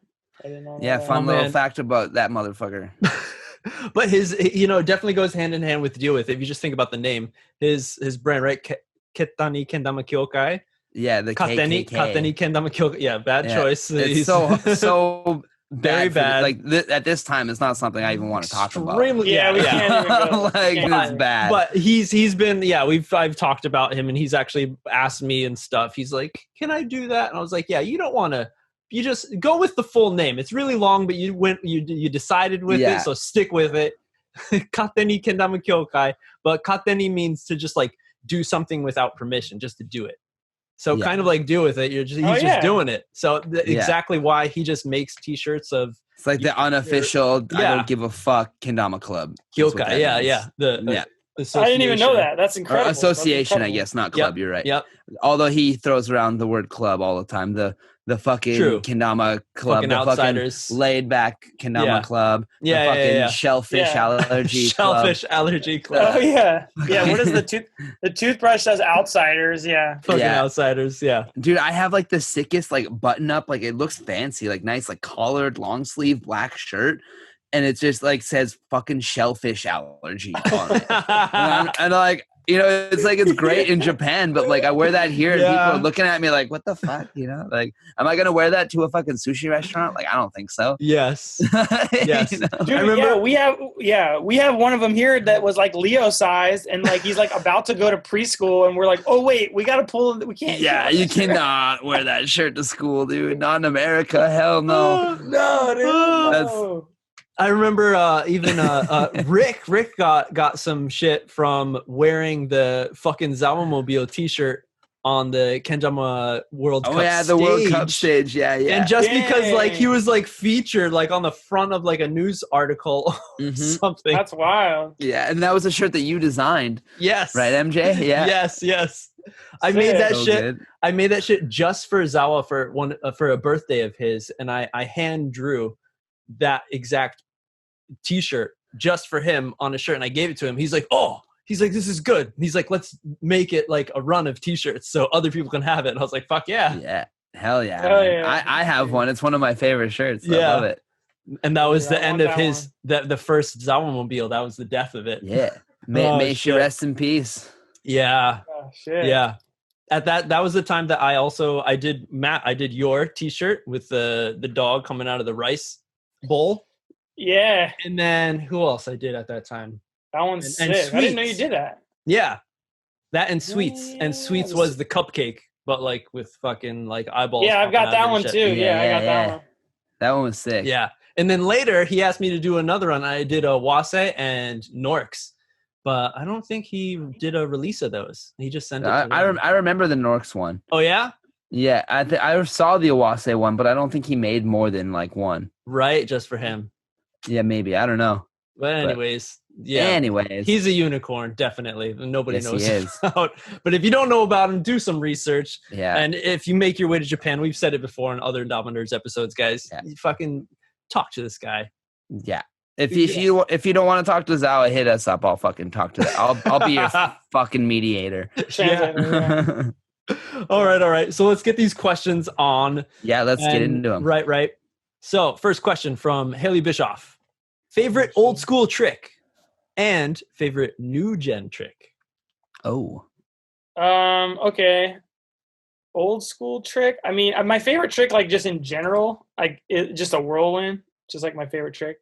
Is that old school? I guess I don't know. I guess that would classify, right? That goes for both. The levels, like a long time ago, that was a very difficult trick, but now it's just like what you do. It's like an earth turn now. Yeah, now it's the new earth turn for sure.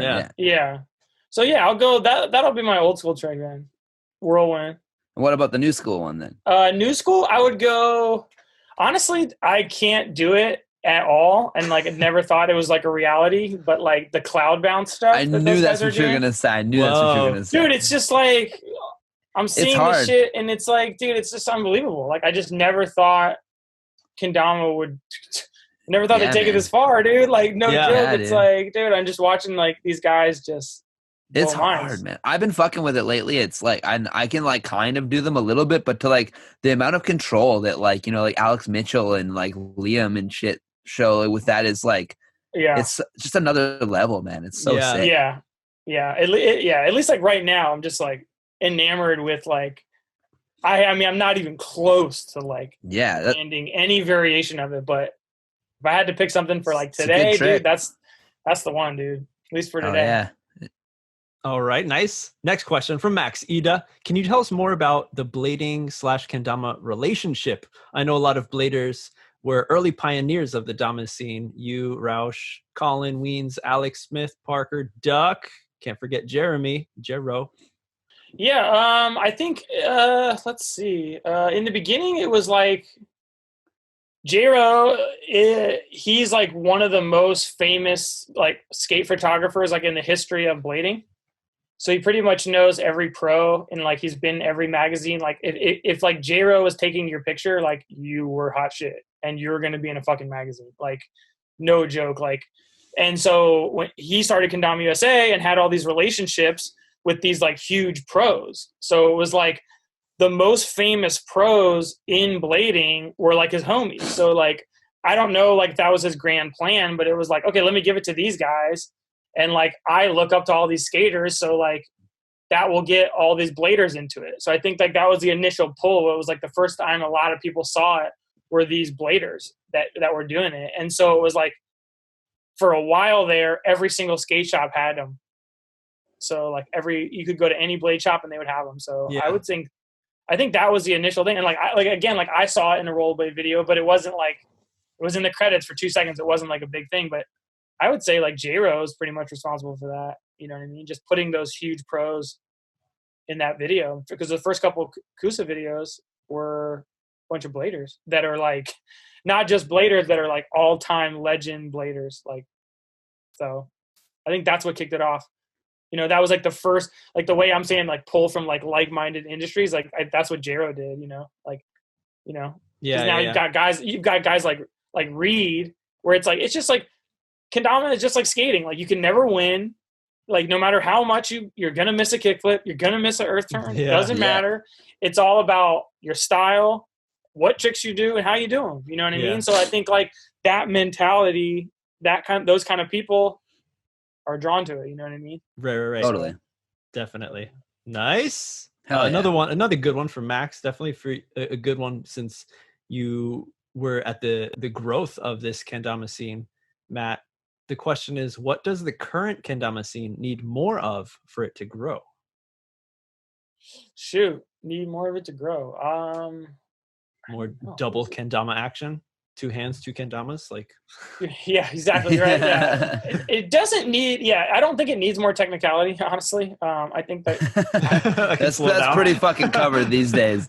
Yeah, I really don't. I mean, that was one thing too. Like honestly, where like when I started getting into yo-yo and stuff, it was like it was so evolved and so technical that it kind of turned you off. Yeah, you know what I mean? To where like that happens now, because like I've been in kendama forever, but like I can watch these new kids are like watch Stod or watch Jacob, and it's like I don't even know what's going on. Like it's literally that evolved to where like maybe that could turn somebody off that it's that insane. No, totally. I mean? Like, so like people say that all the time. You know, like someone like watches like a performance, for example. You know, someone like what you're saying, like Jacob or Stod, versus someone like Kozo, for example. You know, it's like most like average, like here's a funny word, most muggles, people who don't play kendama, you know, or like whatever, like are gonna fucking look at Kozo and be like, that's way more entertaining because like I can understand it, like what you're saying, right?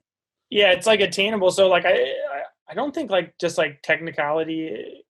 I just think just I mean once all this like COVID shit's over, like just more events, definitely. You know what I mean? Just the more events, the better. You know what I mean? Like I think absolutely like, just more events, and again, like I feel like Dama's been pretty good with reaching out to like-minded industries because you've got like the BMXers, the bladers, you got like you know like rock climbers and like campers and slackline people. So I think continuing to do that, like drawing in like-minded industries, and the more events, the better, really.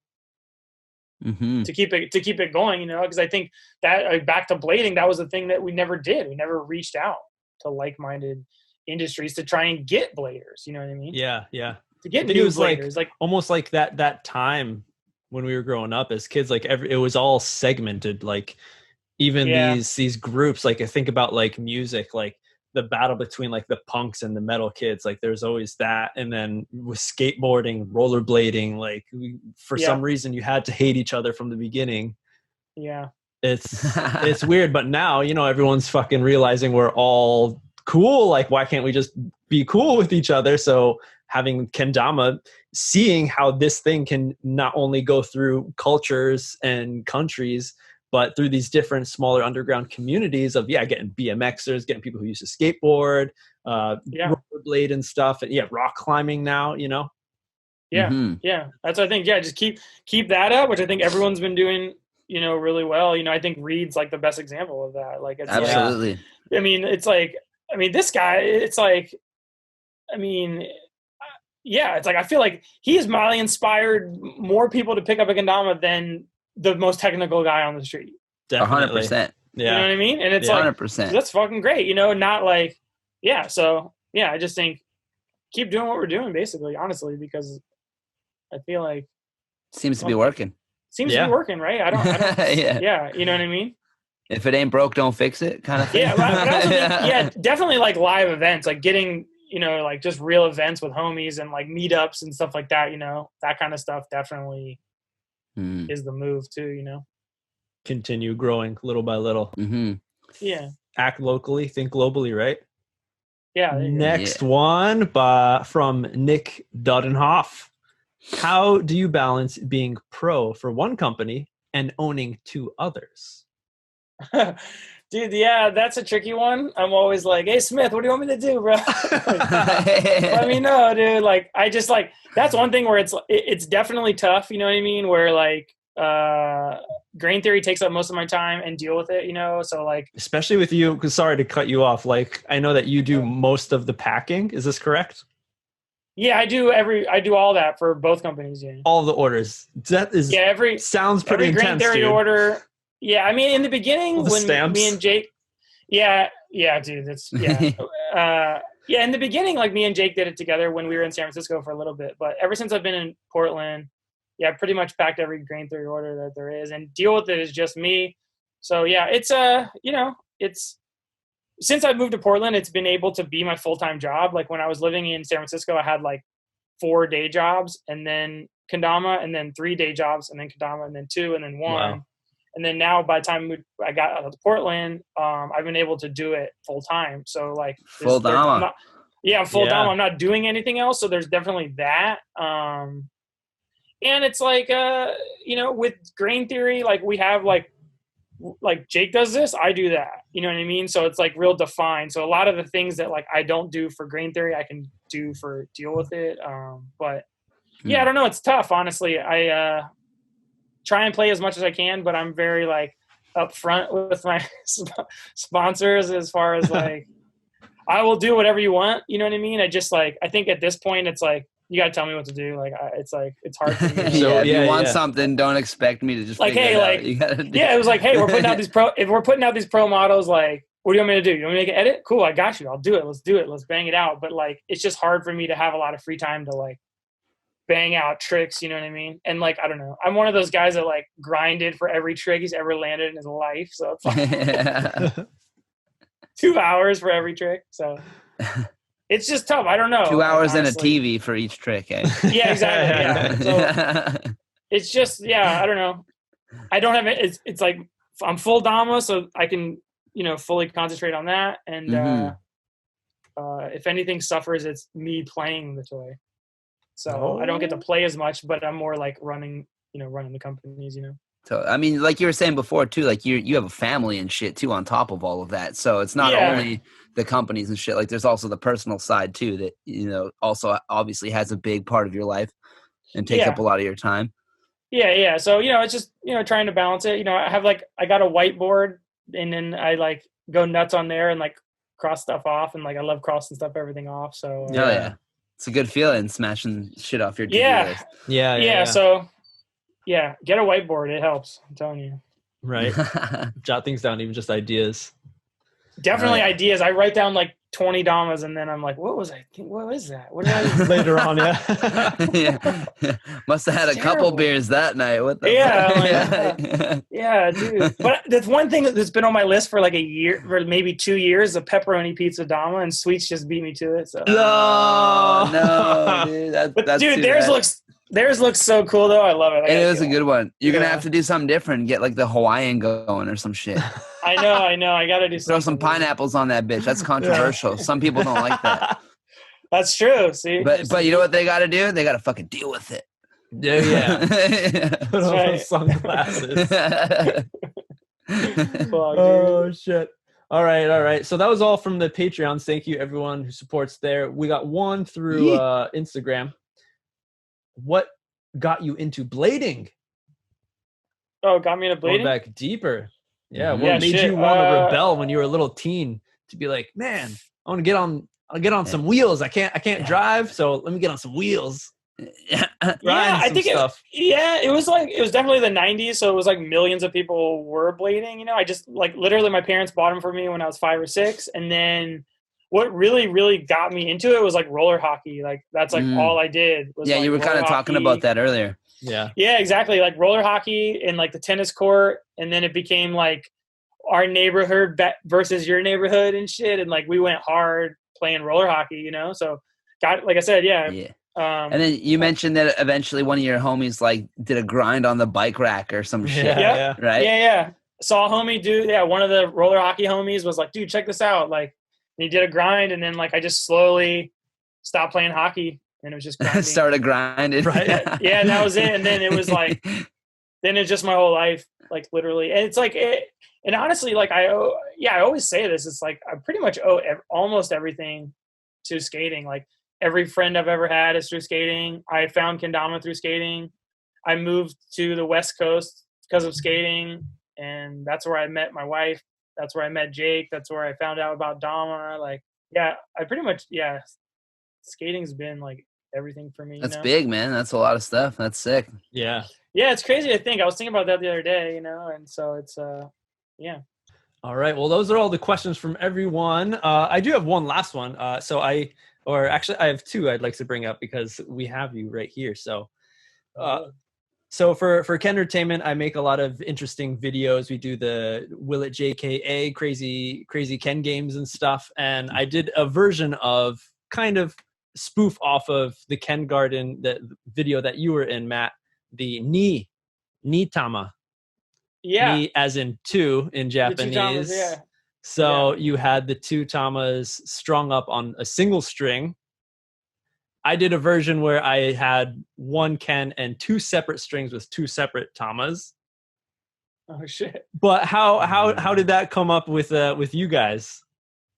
Dude, Weens, like basically like Weens had that office, and it was like the Ken Garden office, and like he was doing he was like a he is or whatever, he's an editor, so he was doing like freelance editing, so he had his own office that he did all his like editing and stuff with, and then that turned into like the Ken Garden office. So and then MASH had an office in there too. It was like an artist space, kind of like an artist space you rent out. And then so MASH's was there.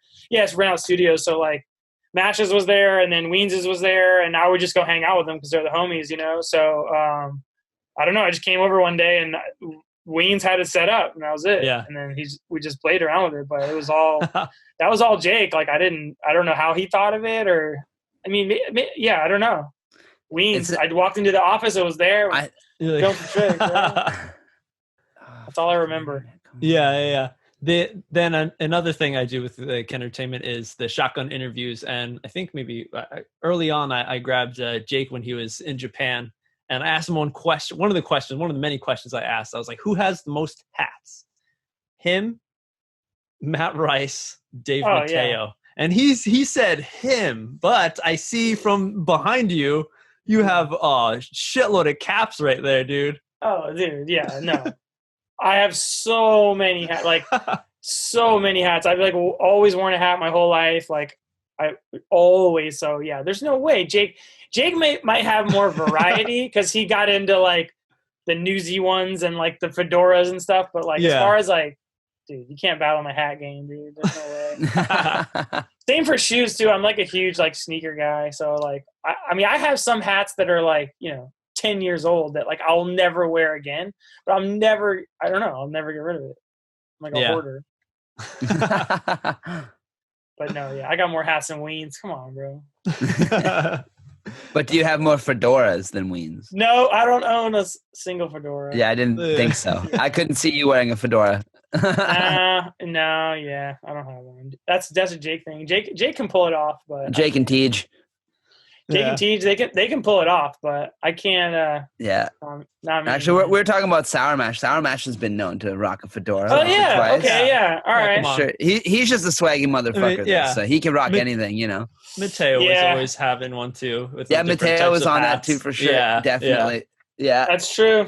There's that whole area. So Matt, you were the one that was telling them, whatever, I got a cap, deal with it. Just fucking deal with it. Yeah, no. Sticking with the cap. Yeah, no. I was keeping it five panels has been my thing, and then now I've been doing 6 panels and stuff. But dude, no, it's up in it. It's endless. More panels, bro. More panels. Yo, it's 2020, bro. When you get the 20 panel hat out, dude, it's gonna look like a soccer ball on your fucking head at the end of it. Patchwork quilt on my head. Yeah, there you go. Dude, I actually have a hat that looks like that. It's funny you say that. But it's in the other room. Awesome. Telling you, it's deep. I believe you. Yeah. Hell yeah. Running. But Fuck it looks man. like everyone.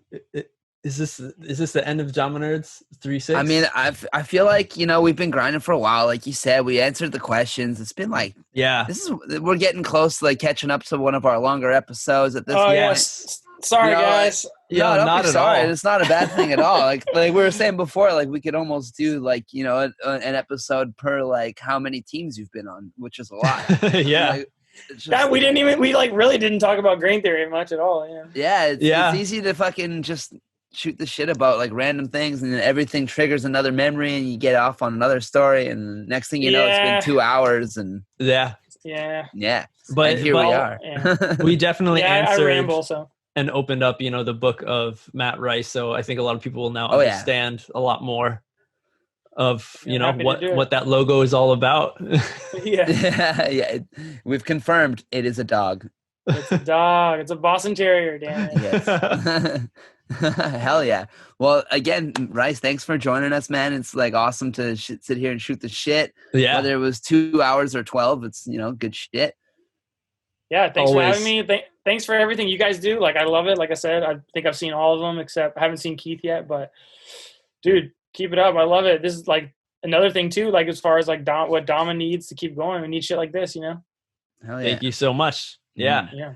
And if people want to jump on the support train, we have a Patreon page. And through that, there's different types of tiers. You're not only supporting the Damanerds, but all the other Kendama videos that I'm trying to put out more on YouTube. I've been so busy. recently, so they've been slacking a little bit, but you know, Damaners we still have a huge list of guests to get through. There's plenty of people who are telling me and Rod, you're like, oh, you should get this person on this, get this person on this. We hear you, everyone. Yeah, I have a list. We have such a list, man. We got a list. Yeah, but don't worry, we're not slowing down. We're not stopping. We're not slowing down. So by supporting you help out tremendously with that, as well as our video episodes. We got full video episodes. So everyone, if you want to see our mean mugs talking for like 2 hours about kendama, you can do that just by supporting. Just you starts at $1 a month. That's not bad, guys. Yeah. And you get this great stuff. But if you don't want to jump on that train and go that route, you can totally support just by sharing these episodes, telling your other kendama buddies, hey, you want to get deeper into kendama, figure out what it is, find out how many teams Matt Rice has been on, listen to this Damaners episode. Yeah, figure out what the fuck's going on with that Deal With It logo. Yeah. You know? Right? Yeah, dude. Yeah. Get the real scoop, the lowdown. Exactly. Yeah. So do Hell that. yeah. And for everyone who does that, thank you so much. And, you know, we just uniting. Hells yeah. The That's nerds unite. That's what 2020 has been about, man, is uniting the people. Yep. Totally. Yep. And that's what we're going to continue to do. Hells yeah. Fuck yeah. Much love to everyone. And I guess on that note, the nerds are out. Thank you. See you guys.